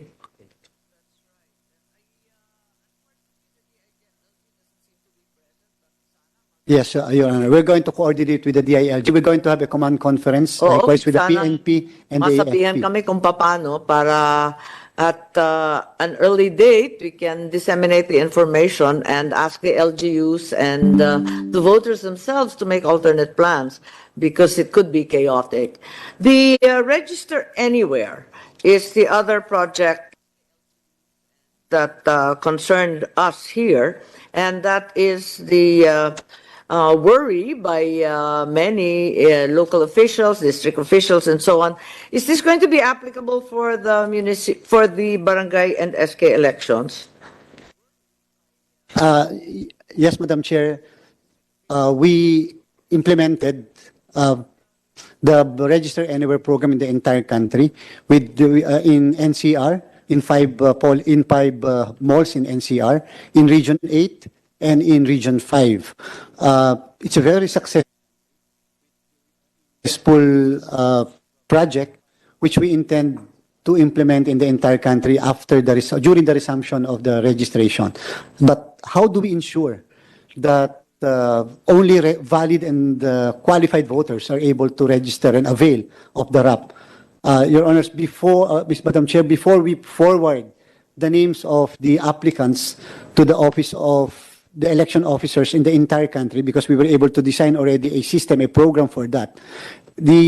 All of these names will undergo verification in the list of voters for the entire country. Yes, I think this was introduced by the chairman at the previous hearing in August, and we've been discussing this over time. However, there are still major concerns about multiple registrations, baka mag-flying voters sa iba't ibang lugar, the fraudulent transfers that could occur, where residents of one barangay or municipality register to vote in yet another barangay or municipality, and the inability to verify the registration or application from the place of origin to the new place and vice versa. How are we going to manage all these concerns? Tama po kayo, Madam Chair. Yan din po yung concern ng NBank when we approve the guidelines. We included in the guidelines that before forwarding the names to the election officer, for example, of Sulu, we are going to verify from the NLRB the national list of registered voters, the name of that particular voter. Supposedly, Your Honor, dapat po i-AFIS namin. Kaya lang po yung AFIS po kasi yung automated fingerprint identification system, it will entail at least mga 2 weeks bago po magawa yun. So the national list of registered voters po namin, i-verify. So if once verified na siya po ay hindi naman double or multiple registrants, we will forward. But however, even if verified po, Madam Chair, na siya ay double or multiple registrant, we are going to forward still the name of the voter in the office of the election officer kasi wala po tayong power mag-decline ng pangalan kundi po sa ERB, Election Registration Board, with the advice that this person, based on the verification, is a double or multiple registrant. And it's up to the Election Registration Board, Madam Chair, based on Republic Act 8189 to decide on the fate of this applicant, Madam Chair. Parang ang gulo nun, ah. Parang ang gulo nun. Pag libo-libo na yan, each and everyone itatanong. Paano ba yan? Parang napakagulo eh. We're all very, very concerned about the safeguards for the prevention of multiple and fraudulent registrations. And certainly, while we appreciate the effort to make convenient and to engender greater involvement and participation, nakakatakot din eh, di ba? So, ano kaya magagawa? What are the safeguards against error and all these other problems that we're already anticipating? Madam Chair, before mag-act din po ang Election Registration Board, meron po tayong, again, nabanggit na po kanina po, automated fingerprint identification system, which is very, very effective po. But you yourself said that it'll take 2 weeks plus. Yes, Madam Chair. Before i-forward po ng main office ng COMELEC sa election officer, for example, of Sarat, Ilocos, i-verify na po ng main office namin dito po sa aming Information and Technology Department and the Election and Barangay Affairs Department whether this person is already a registered voter based sa National List of Registered Voters, NLRB po. So pagka po, kung ano man po yung outcome, we will forward the findings before the election officer. The election officer now who happens to be the chairman, Madam Chair, of the Election Registration Board will be the one to they're the ones to decide. Sounds like a really laborious and time-consuming exercise. Is there no quicker way to do this that's simpler, more efficient, and actually doable? Madam Chair, the problem po kasi is under Republic Act 8189, with all due respect, is a requirement po talaga that the final say as to whether to approve or disapprove the application belongs to the Election Registration Board. So, yes po. But how do we make things a little bit easier and quicker for him? Kasi napakagulo nito. Sabi nga ninyo, yung AFIS medyo matagal. Tapos pupunta pa sa national. Tapos babalik na naman sa kanya. Ang gulo yata ng prosesong to. We will guide our election officers, Your Honor, when we forward the names of the prospective... No, as clever and efficient as they are, I truly believe that it's a rather circuitous process. Wala bang mas mabilis? If only, Madam Chair, the law is amended, Republic Act 8189. No, but even failing that, how do we just give the Election Registration Board, wala ba tayong maibigay sa kanila na madali lang, na may final listing sa kanila? Parang ang gulo nito, pabalik-balik yung listahan eh. Actually, Madam Chair, supposedly meron po silang list ng voters in the entire country. Yun na nga, pero pag nag-register anywhere, paano yung mga flying voter, multiple registration, fake, paano kaya yun?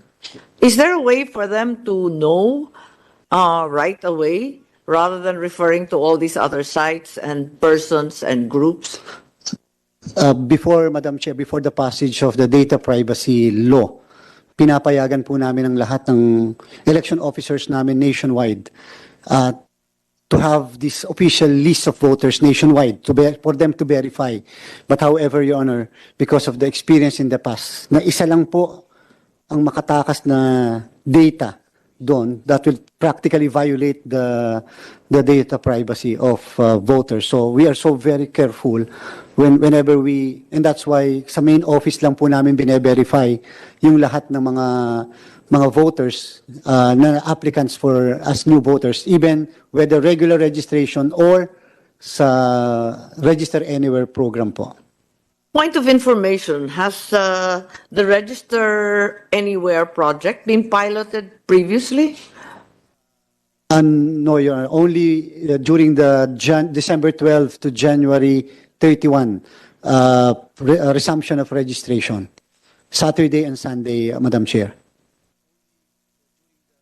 And what were the results?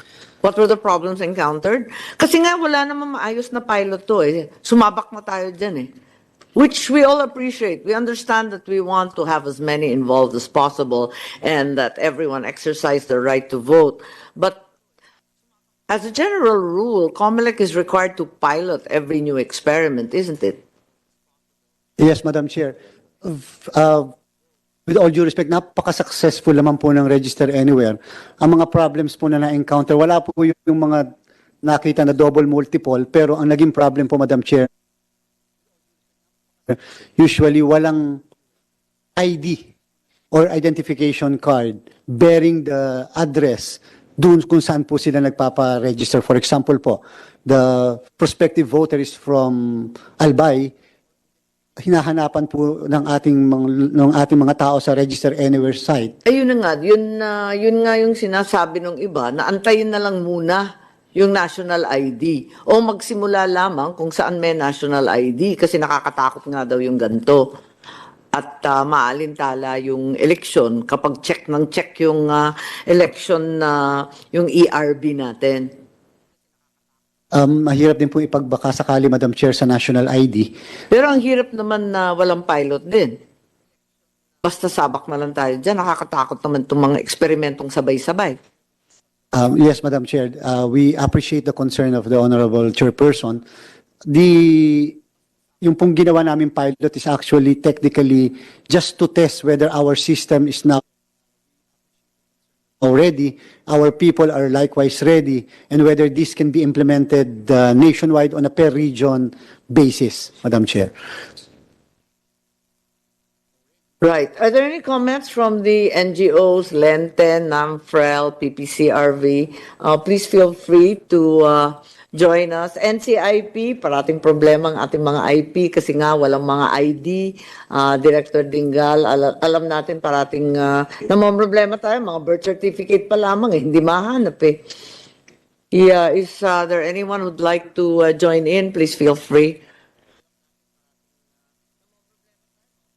Yes, Attorney Elnas, meron kayo dadagdag? Thank you. Kanina pa kayo bulong ng bulong dyan. Share naman. Good morning, Your Honor.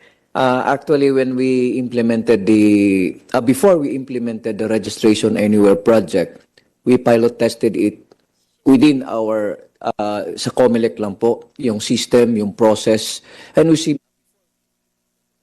simulated it. Naku, ba't within COMELEC lang, hindi pilot yun? Yes, we test mo na, Madam Chair, yung system, yung process, tsaka yung procedure, and doon mismo sa venue, taking into consideration the space, the accessibility, at saka yung mga PWDs, mga seniors, lahat ng areas of concern tinitingnan natin bago namin in-implement itong Registration Anywhere project. And aside from that, Your Honor, each and every Registration Anywhere venue, we provided them, the teams, we provided them with the national list of registered voters wherein right there and then makikita na kung registered voter na siya sa isang area, sasabihin na you're no longer qualified unless you will apply for transfer.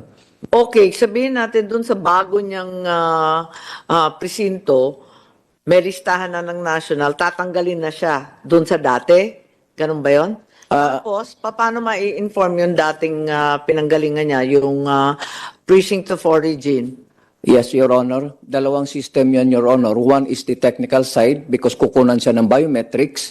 then the biometrics of that person will be transmitted through file transfer protocol. That's the... Wala bang automatic? Pag, yan- pag tinanggal nung new precinct, dapat wala bang central database yan? Mayroon tayong central database, Your Honor, but again, sabi ni Chairman Garcia, it's not right there and there. It's just a notice to the election officer that this person, because it will pass through the election registration board. So, notice mo na sa election officer na ito naglipat na, then during the election registration board hearing, saka na niya tatanggalin yung pangalan na naglipat na. And doon naman sa kabila, idadagdag niya yung pangalan at saka biometrics na nakuha ng registration anywhere teams natin. Nako, Attorney Elnas, alam ninyo na mahihirapan ko mahihirapan ito sa plenary. Pag na-raise itong question na to, dapat mas maayos yung answer natin. Mahirap yung pagtanggol to dahil medyo magulo, no? At kung may amendment kayong hinihingi, wala naman na ibibigay sa amin. Itong sinasabing amendment sa 8189 na required ang election registration board na mag-verify ng voters list. I have no proposals from COMELEC, so please, if there are amendments that are suggested, they should be submitted timely. Yeah, Attorney Elnas, maraming tanong dyan. So, kung maari, gumawa lang ng briefer with the safeguards and other mechanisms that could protect the sanctity of the ballot. Thank you. At least the voters list. Okay. Sige. So, I think if the chairman has anything to add regarding these elections, I think there are only two items that occurred in the news. Firstly, the COMELEC announcement, I think last week, that premature campaigning would be in effect. What date would that be? From the date of the filing of the certificate of candidacy. You said you would have early filing in July. Yes, Madam Chair. From July? If there will be filing of candidacy from July 1 to 5, because the NBank will still have to decide the exact date. Upon the date of the filing, if the filer, the candidate, had filed his candidacy on July 5, on July 6, that candidate will already be considered a candidate, and therefore will be violating Section 80 of the Omnibus Election Code on premature campaigning, Madam Chair. Okay. The law states that the candidates are only allowed to campaign for 10 days, di ba? Yes, Madam Chair, from October 11 to October 10 to October 19, Madam Chair. Oh, sorry, October 21 to October 29, Madam Chair. So, I think the materials displayed ahead of that period will be removed and cases filed. Is that correct? Yes, that's correct, Madam Chair. It is the belief of the Commission that the case of Peñera, Rosalinda Peñera versus the COMELEC, is applicable only in automated election. And therefore, because we are going to conduct the BSKE manually, then you do not apply the Peñera versus COMELEC, which says, under the decision of the Supreme Court, that a person becomes a candidate only on the first day of the campaign period. Yes, but despite Peñera, the reality is you seem to be inclined to embark on a mixed type of election, so that Peñera would then apply to Dasmariñas and Quezon City, at least in the barangays where you are going to automate. That may be the case. Ba yun? Ang That gulo. may be the case, Your Honor. So iba yung campaign period doon sa tatlong barangay, iba doon sa rest of the country? Parehas naman po. Parang nakakahilo naman yata. Parehas naman po, Madam Chair, yung campaign period. Sabi ninyo, Peñera only applies to to automated elections and not to manual. And the whole country will be manual except for 3 chosen barangays, in which case, those 3 chosen barangays, paano yung rules for premature campaigning? Then in that case, Your Honor, because of the Peñera doctrine, because automated po siya. Barangay sa iba? Automated po kasi siya, Madam Chair. And so, pwede i-experiment na lang ninyo yung automated, wag naman yung i-apply sa election. We are going to conduct a mock testing, mock election, in the same barangays, Your Honor, before the conduct of the October 30 barangay and SK. I don't think that answers the problem. We can't have a different set of rules for 3 barangays versus the rest of the country. Surely that's not feasible. Yes, Your Honor. We are going to decide on that, Your Honor. The statement of the chairman is merely without prejudice to whatever the final say of the NBank is. If the NBank will say that in all, whether it's the 3 barangays and in the entire country, we will not apply the Peñera case, then we will not apply the Peñera case, then let them question our action, Madam Chair. Because we have not yet decided on that Yes, issue. but that's post facto. I mean, syempre, magkakasuhan pagkatapos nun, pero nangyari na. Can Yes, we Madam avoid Chair. it at an earlier date and conduct orderly elections instead, no? So where the rules are clear for all participants. Yes, Madam Chair. But we already approve the guidelines that as far as the Peñera case is concerned, that will not be applicable for the conduct of the manual election. So, Yes, I understand that you've come to that conclusion, which can also be assailed, by the way. yes, that's right, Madam Chair. Okay, so I think my last point is simply to inquire about the safety of our election officers given the ambush in Maguindanao del Sur. Have we undertaken any further security arrangements? Mukhang nauuso na naman itong mga ambush, miski sa norte, sa Cagayan, sa Apari, yung vice mayor at 6 sila. Ganon din si Governor Adjong, nabalitaan natin. So, paano naman yung mga hamak na municipal election officer? May mabibigay ba tayong security na karagdagan? Kasi pasok na naman tayo sa election period. Thank you very much, Madam Chair. During the conduct of the 2022 elections, we provided 2 security escorts for all our election officers in Maguindanao. However, there were several election officers who refused the security escorts. During the conduct of the plebiscite for the division of Maguindanao, nag-provide din po kami ng security escorts.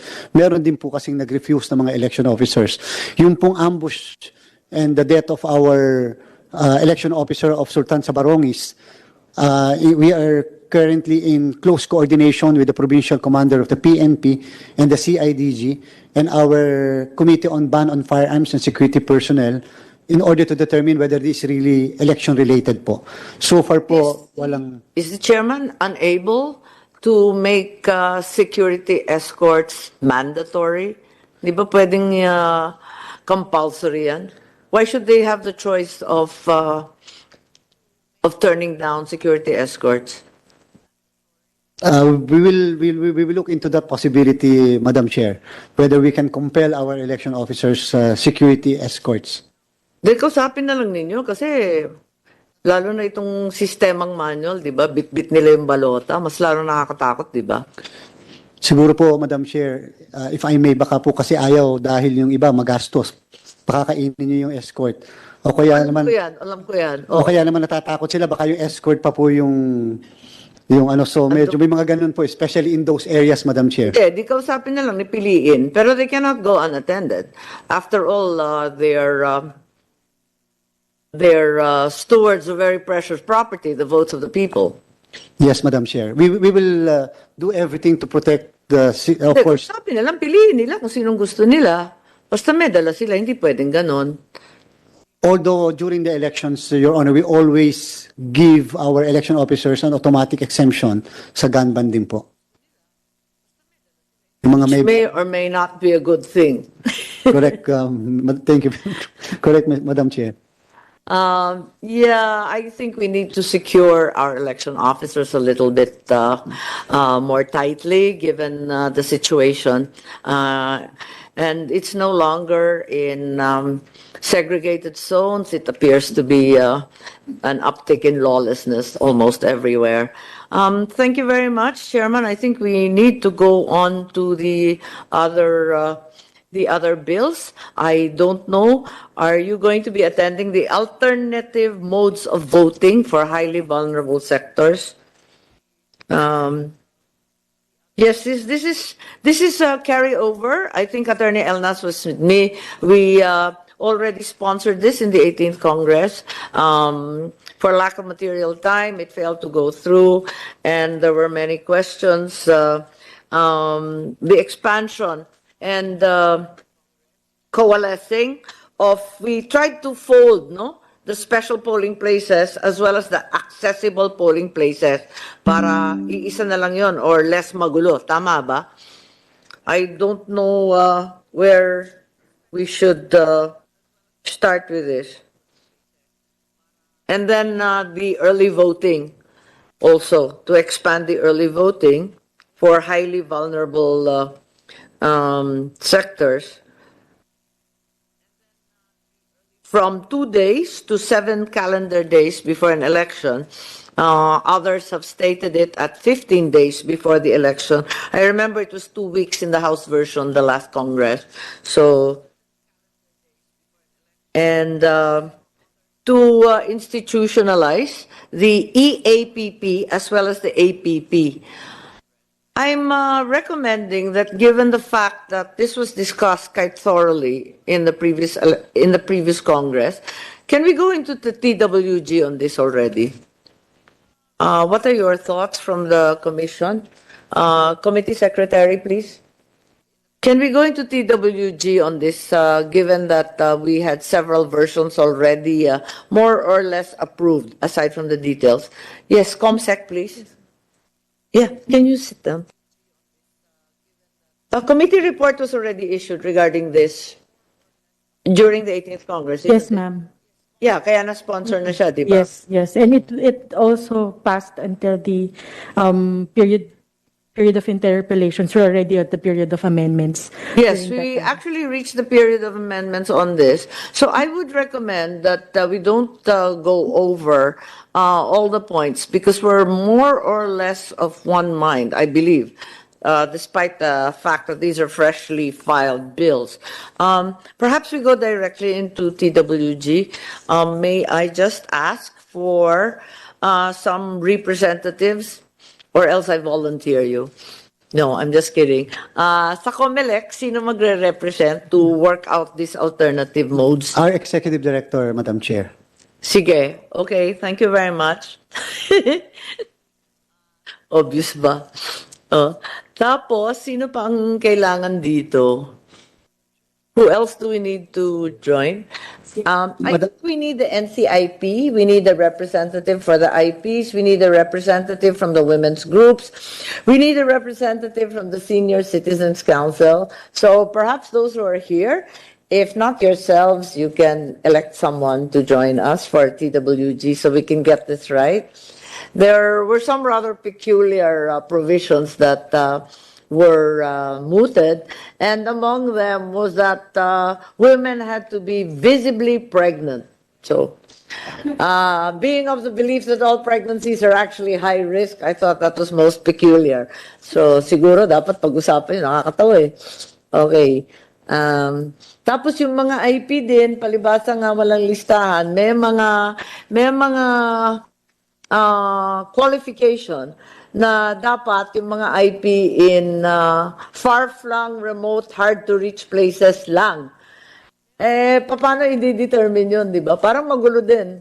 Dahil wala naman listahan ng IP at saka wala namang sasabihin na itong IP nag-aaral sa poblasyon. Kaya hindi siya kasali dun sa hard-to-reach remote. Medyo naguluhan din ako dun eh. So, if there's any interest on your part, basta let's take care of those concerns. Pero I think we're set to do TWG na kung okay na sa inyo. Dahil nga, nag-committee report na yan, nag-interpellation, nag-second reading, period of amendments na siya. Kaya siguro, i-refine na lang natin. May additional gastos ba yan? Kasi nandyan, no? Buong ningning ang ating DBM na narito. Yes, Madam Chair. Especially po, we will be pushing for the early voting for senior citizens, PWDs, the indigenous peoples, and pregnant women. Therefore, may additional gastos po yun. Dahil sa babayaran po natin, I'm looking at the DBM, Madam Chair, babayaran po natin ang mga electoral board members na magsaserve if we're going to conduct the early voting sa senior sa kanilang vulnerable sectors by at least 7 days before the election. And then may additional, yun po yung mga additional gastos po natin. And then they will have to manifest lang.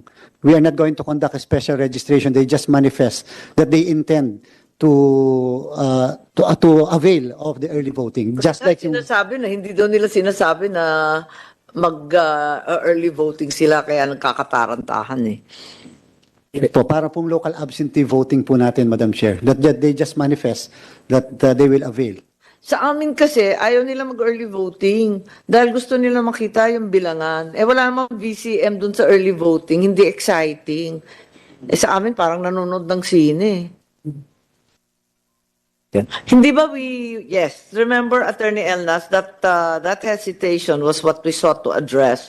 The lack of VCMs at the early voting, di ba? Yung mga seniors lalo gustong makita yung mga binoto nila eh. Yes po, ma'am. Suggestion din mo po, dagdag sa TWG natin, and of course, yung sinabi ni Chair na may dagdag gastusin talaga ito.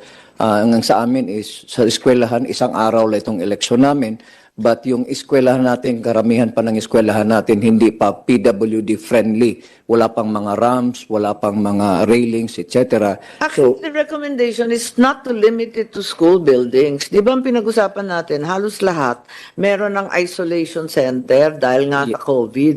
Eh di gamitin na rin yon yung mga covered court, multipurpose hall, na lahat sila ground floor eh. Kasi ginamit na natin sa COVID yan. Dapat i-identify na lamang yon dahil nga yung mga school building, aakyat ka kung minsan 4 floors eh. Hindi talaga kakayanin.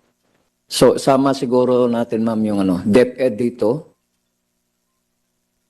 DPWH. Hindi lang DepEd, kasi nga yung local government, minsan ang namamahala ng mga isolation center eh. Yes. Eh nakahanda na yun, gamitin na lang natin yun. Di ba yun ang usapin dati? So, kasama siguro dito. Huwag lahat school building, kasi nga aakyatin nila yan eh, hirap na nga eh.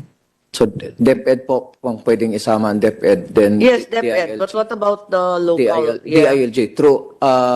DILG ang kausap dito natin, ma'am. That's right. I think you need a representative kasi sila may-ari ng mga multipurpose hall at saka auditorium, stadium at iba pa. That's correct, ma'am. Okay, so with that, we constitute the TWG. I'm wondering, speaking of leftover business from the 18th Congress, may natira rin na umabot na sa plenaryo yung raising the 3 peso ceiling on per voter. Naalala niyo, is there wisdom in reviving that effort? Definitely, Madam Chair, we have... Kasi lokohan na yung 3 pesos, di ba? Hindi na yung makatotohanan. Yes, Madam Chair, we fully supported being... Did we refile? Yes. You think we should go back to that? Because ang nangyari doon, nag-object yung mga senador kasi umabot ng bilyon-bilyon ang kada senador. Do you recall? Okay lang sa President and Vice President, umabot sa senador, saksakan naman ng mahal nung pinantay-pantay yung gastos sa Senate at sa presidency. Yes, Madam Chair, I think it's 20 pesos and 30 pesos. Kaya nga, naging bilyon eh. Kaya hinimatay yung mga senador, ayaw na iboto. Ano kaya magagawa? So let's try to work on that as well. I'm perfectly happy to revive that and refile it and talk to my peers.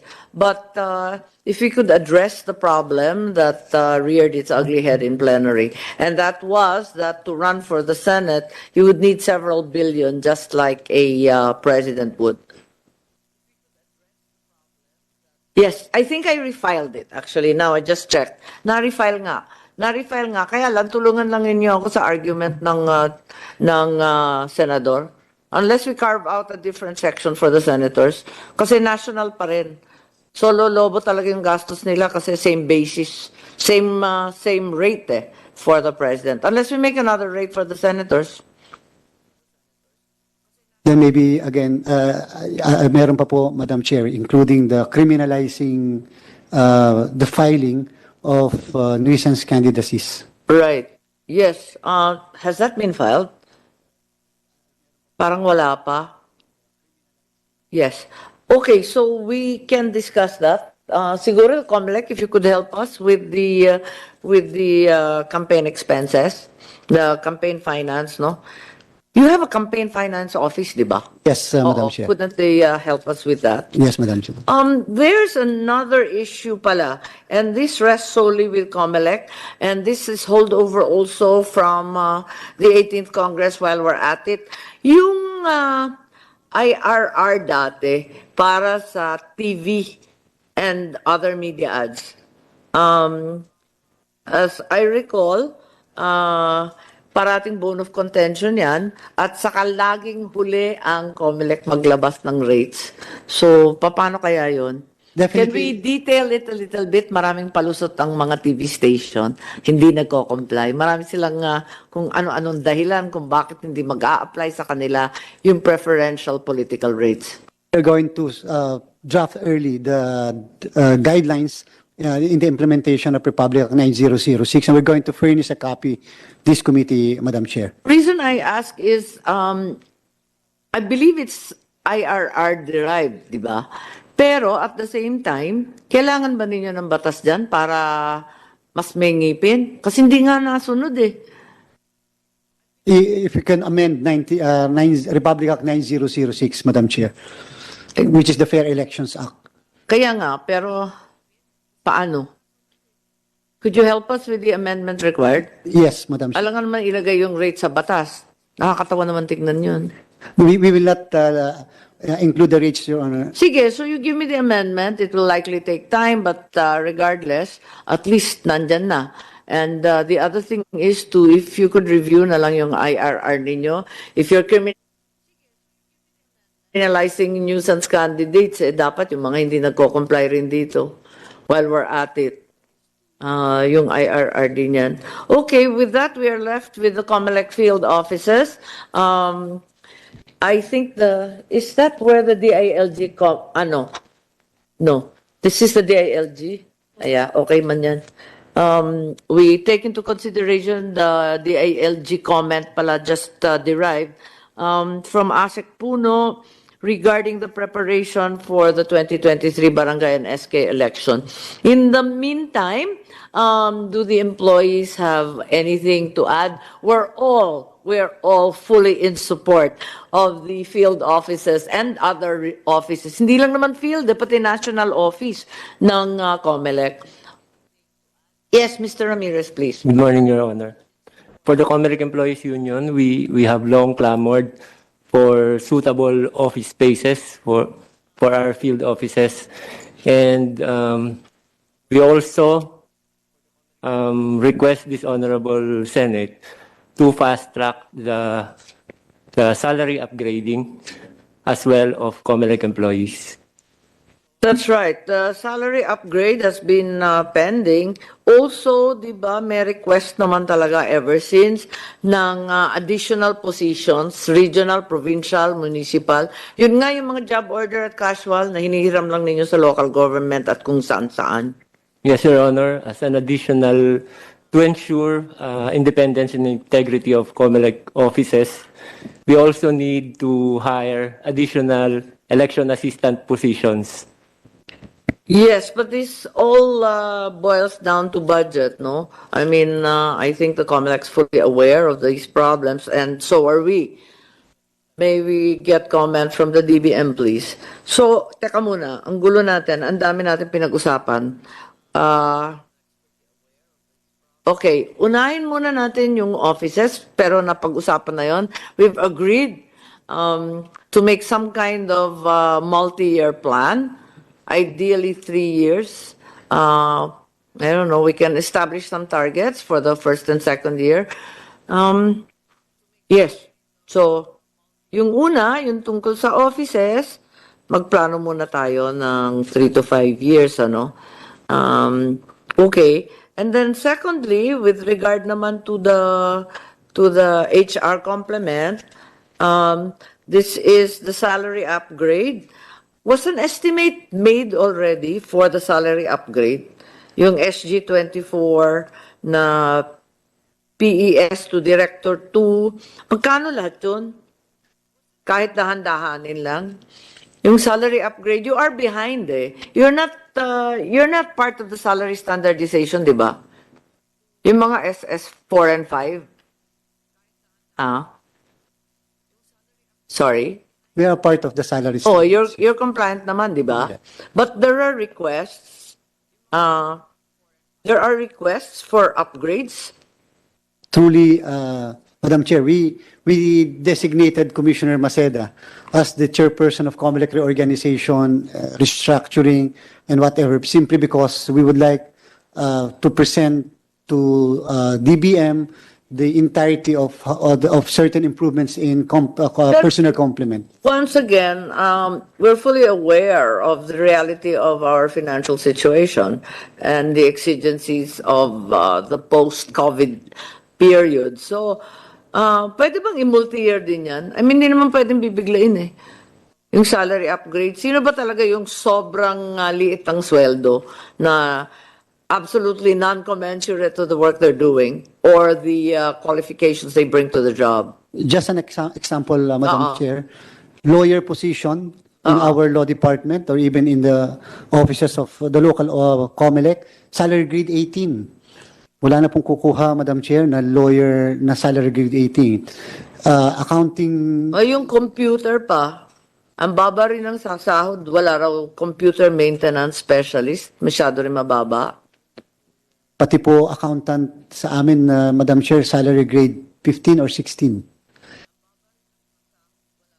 Samantalang ang dami-daming nag-a-abroad na. Okay. So, Action assistant po namin, Madam Chair, salary grade 9. Talaga? Opo. Meron pa bang ganun? Okay.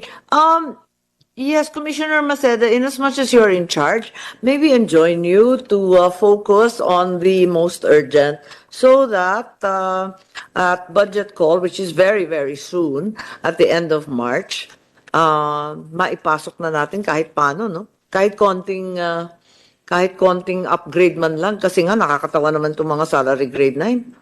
Thank you, Madam Chairperson. We were tasked just recently, and we were intending to begin our task by conducting a process review, first internally, and ideally, if we could get a third person to look into our, to match the competencies with what's being paid right now, because I just learned...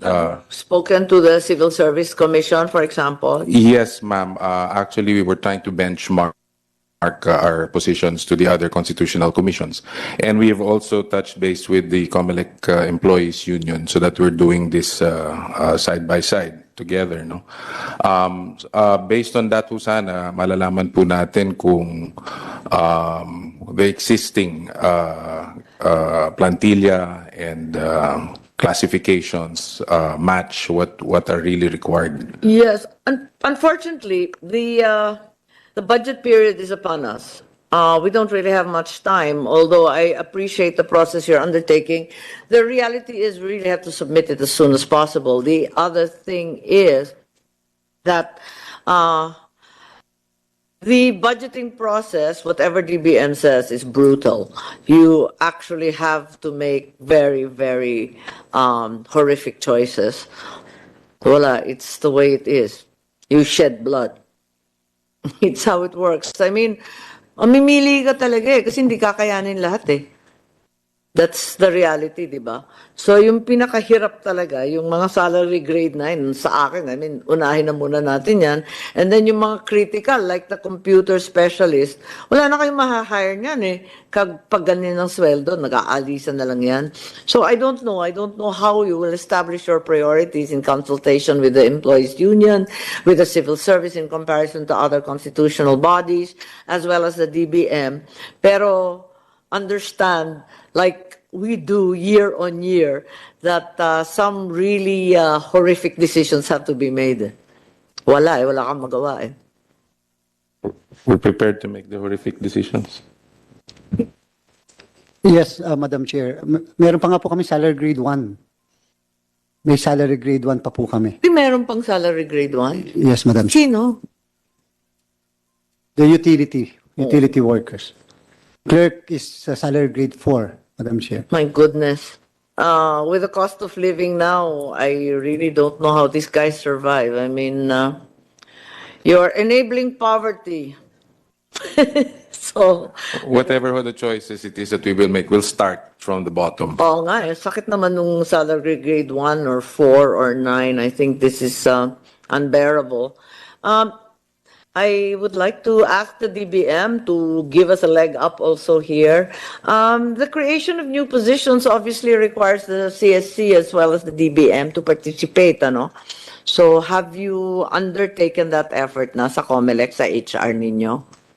Kasi additional positions in the regional election offices are enjoined by the bill of Senator Revilla, HR manager, budget, finance, process server, etc., watchman, driver, at iba pa. Ito yung mga hinihiram sa LGU eh. Laging naka-casual at saka JO to, di ba? Kaya,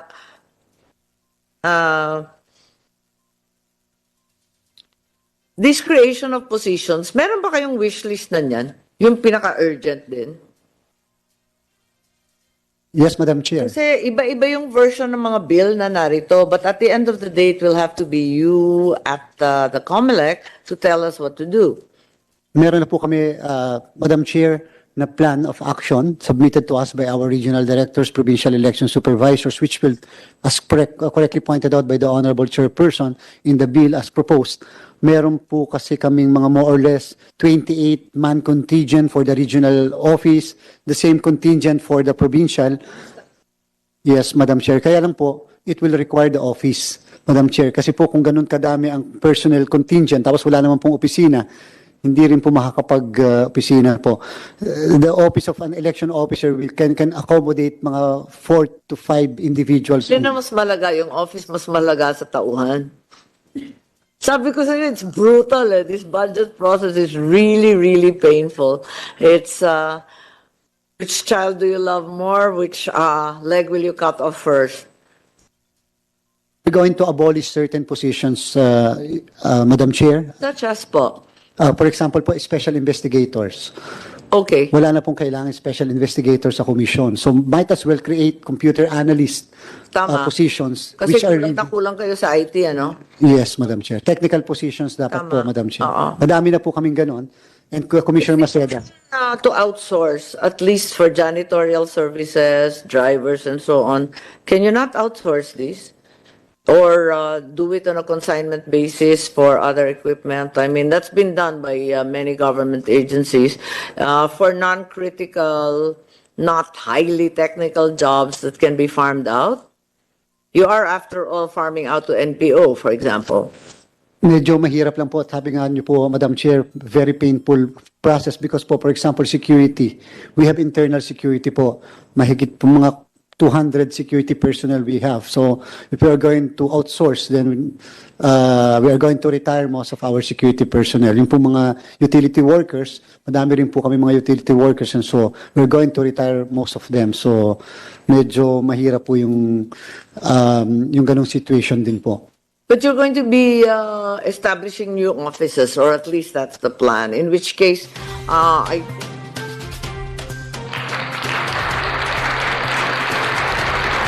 Okay, so yun mga kaibigan, medyo tinapos na natin dahil nagpapaalam na lang sila ron. Nakita nyo, napakinggan nyo, napanood natin yung about question ni Senator Amy Marcos na yung darating na eleksyon, eleksyon na ginaganap dito sa ating bansa ay bakit automated? Samantalang nung araw nga naman manual lang, mano-mano. Yung mismong mga in charge doon sa mga polling precinct, yung mga teacher, yung mga BOI na tinatawag nila, no? So, sila nagbibilang mano-mano, kinukuha sa balota, binabasa, tinililista sa blackboard. So, ganun ho noon So, wala naman nangyayaring dayaan, wala nangyayaring mali-mali, no? Maliban na lang nung pong nung dumating yung panahon ng iba nating mga presidente, tulad doon pa lang kay FBR, kay CGMA. So, diyan lang ho nagka-problema ang ating eleksyon, no? Pero noon, wala naman ho, no? So, yun ang sinasabi natin. Kaya sabi ni Senator Amy, kaya kinausap niya yung mga kinauukulan na gano'n na ba paghahanda sa darating na eleksyon sa Oktubre. Yun nga, sana maging maayos, mga kaibigan, na may iwasan na yung mga may dayaan, di ba? So, maging ika nga, may the best man win. Iba kasi ginagawa, meron ng vote buying. Meron naman na tinatakot, katulad kung maalala nyo yung Ampatuan Massacre. Diba? So, marami pati media, dinamay nila, mga kasama natin sa media, kasamang namatay, no? Dahil na sa eleksyon yan. Anyway, mga kaibigan, sa oras na alas 9:47 po ng gabi, Philippine Standard Time, muli po, maraming salamat sa ating mga katropa, no? Tatakbo pala si Kuya Darius Mariano, ha? Tuloy na ang eleksyon, makatakbo na rin. Wag, guguluhin mo mundo mo, Kuya Darius. Ha? Okay, at yun nga, mga kaibigan, sana yung nga sinasabi natin na sana yung mga tatakbo sa mga barangay, no, maging tayo, positional, functional, not positional. Kasi po, may mga barangay ako naiikutan na meron tayong tinatawag dyan ng mga officer of the day. Ika nga, Monday, kapitan muna duty, Tuesday, number 1 kagawad, Wednesday, number 2 kagawad. So, isang linggo na yon. Merong mga duty na kagawad, yun yung officer of the day, sila ang haharap sa mga iba't ibang kaso na pupunta sa barangay o napapasok. At kapag hindi naman nila kaya na i-handle, doon nila tatawagin si kapitan para sabihin yung kaso. Yun. So, ganun doon. Dapat kaso, may ibang barangay, makikita mo ang mga kagawad, sama na natin ang kapitan na every 15:30 lang pumupunta ng barangay para pumirma ng kanilang DTR. Siyempre, sasabit yun sa City Hall, sa DILG, kukunin ng budget. Yun ang sinasabi natin. Merong ganun ho eh. So, wala tayong magagawa. Ba't nauso yung ganyan? Dati naman, hindi. At yung ngayon, nakikialam na yung ibang kapital sa mga pribadong sektor. Na halimbawa, homeowners, mag-e-eleksyon. No? May nangyari hong ganyan sa may Cainta Rizal. Nakikialam ang kapitan, ang kagawad o sino man. Okay, sana itong darating na eleksyon, mga kaibigan, ng barangay at SK elections ay maging mapayapa, maging makabuluhan, ano? At ito'y gagastusan ng gobyerno, kaya sana maging maganda. Wala nang dayaan. Kung ikaw ang binoto, ikaw mananalo. Kung hindi, hindi ikaw. At ako, mas pabor ko doon sa gagawing manual ang eleksyon. Mas gusto ko yun kasi dati naman manual eh. Wala pa yung mga smartmatic na yan, yung ano, wala pa yan. Wala tayong magagawa. Okay, sa mga kaibigan, magandang gabi rin kay Attorney Modesto Lacambra. Isa rin nating kuya. At ito'y katropa natin na ika nga abogado de Campanilla. Okay, sa mga kaibigan, magpapalam na tayo at maraming salamat kina Attorney Modesto Lacambra, Kuya Eagle Darius Mariano, Kuya Leo Vicaldo ng Blackhawk Eagles Club, at syempre po sa CLR 45, Central Luzon Region 45, sa aming governor, walang iba kundi si Governor T.R.O.P.A. Kawili. No, magandang gabi. At yun, si Kuya Leo Vicaldo, si Chris Per, si Ma'am Chris Per. Aba, ngayon lang nanood si Ma'am Chris, busy siguro. At si Ate Nathan Sanda, at gabi na, nanonood pa si Ate Nathan na mukhang natagay. At si Ate Luningning Pahayag ng Barangay Bayan-Bayanan dyan sa Malabon. So Ate Luningning, tuloy na ang eleksyon. At yan din si Brixman Saikir, si Ricky, na nasa Iloilo ngayon siguro. At yan din si Saldi Felix, yung pong kapitan ng kapatid ng Barangay Chairman ng Barangay Bayan-Bayanan dyan sa Malabon. No? Magandang gabi siya, Saldi. At siyempre si Papa George, yung aking anak, si Shane Reyes, na tumutok. At siyempre si Kuya Eagle Darius Mariano. At siyempre, sina Miss Jackie Lagpawadahar ng LMT. No? At iba pa natin yung mga katropa. Muli po ako nyo po naging kasama, ka-jamming, kakosa, kabarangay, kakuya, kaate, dito po sa programang Tropa. Ako po yung lingkod, Rosel Lopez. Muli po, happy birthday din kay Kuya Michael Garcia, nakasama namin sa Media Eagles Club.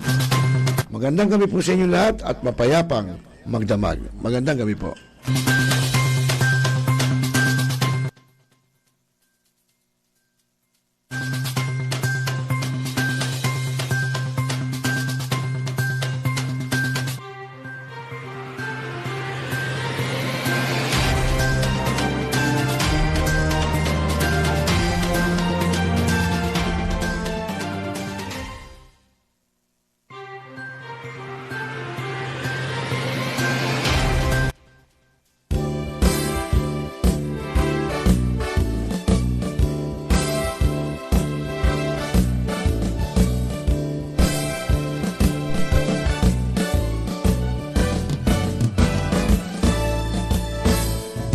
God, loving men for country's sake, offer strength and mind and energy. We dedicate fraternal love, service for the good of all humanity. We're eagles, the Philippine eagles, lasting peace, our noble mission. We're eagles, spread to all people, pillars of the nation.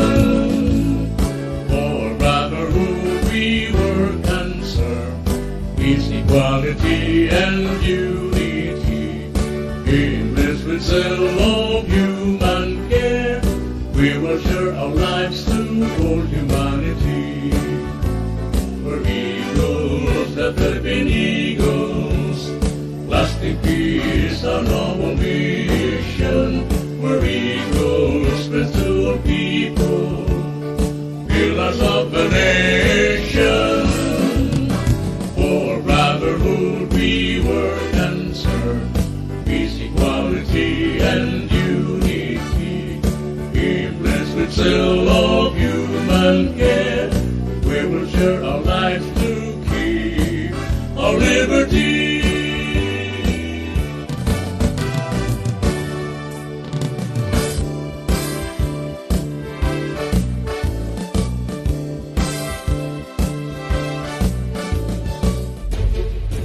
Pinaigting, pinalakas ang bagong news online TV ng bagong milenyo.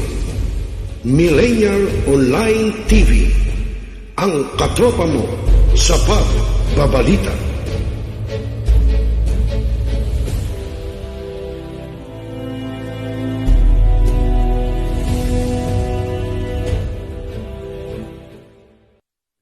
Now,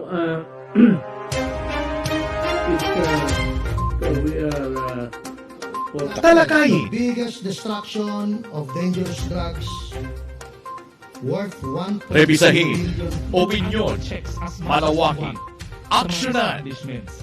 Kasama si Rosel Lopez, ang inyong katropa sa pagbabalita. Dito lang sa Millennial Online TV. Tutok na mga katropa!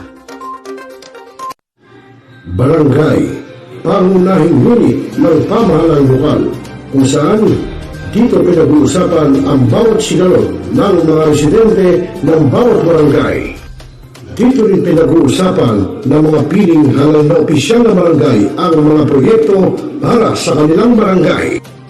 Kumustahin natin ang panunungkulan ni Kapitan dito sa Dama Barangay sa Millennial Online TV Worldwide, ang katropa ng bawat barangay. Ating tinatapos ang ating pagpupulong.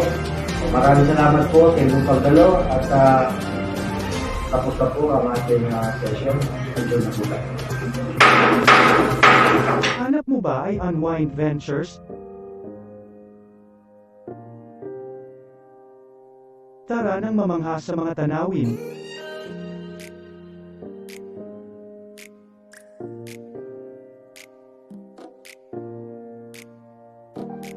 Ano man ang iyong travel goals?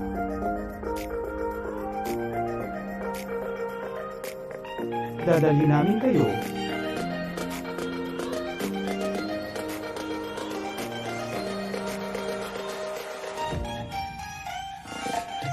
Sa Unwind Ventures at saya.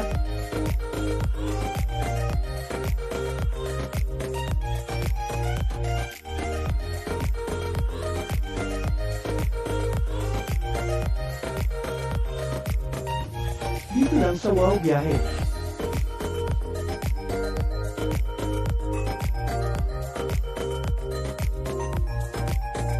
Kaya wow, di ba? Abangan dito lang sa Millennial Online TV. Hi, this is Hilary Gadon. Nananawagan ako sa ating mga katropa, no? At mga kaibigan, mga kababayan na palaging tumutok sa Millennial Online TV. At yan ay pinangunahan at yan ay pinangangasiwaan ng aking kaibigan na si Rosel. At ang mga nanunood dyan ay hindi bobo. Mga kababayan, ang pambansang awit ng Pilipinas. Kayang magiliw, elas ng sinakalan, alam ng puso, sa titik mo'y buhay. Upang hinirang, kuya ka ng magiting, sa manlulupin, di ka pasisingil, sa nagagatutok sa simoy at sa langit ang bagaw, ay hinatang tulad, awit sa pagkayang minamahal. Ang isang lang matawad mo'y tagumpay na naghihinig, ang bituin at araw niya kailan pa may magtitingin. Luman ang araw ng walang pagsinta, buhay langit sa piling mo. Ang hinigaya na pagkay mga amin, ang mamatay ng dahil sa'yo.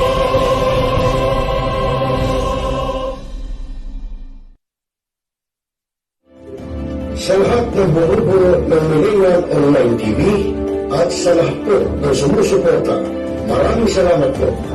Millennial Online TV is now signing off.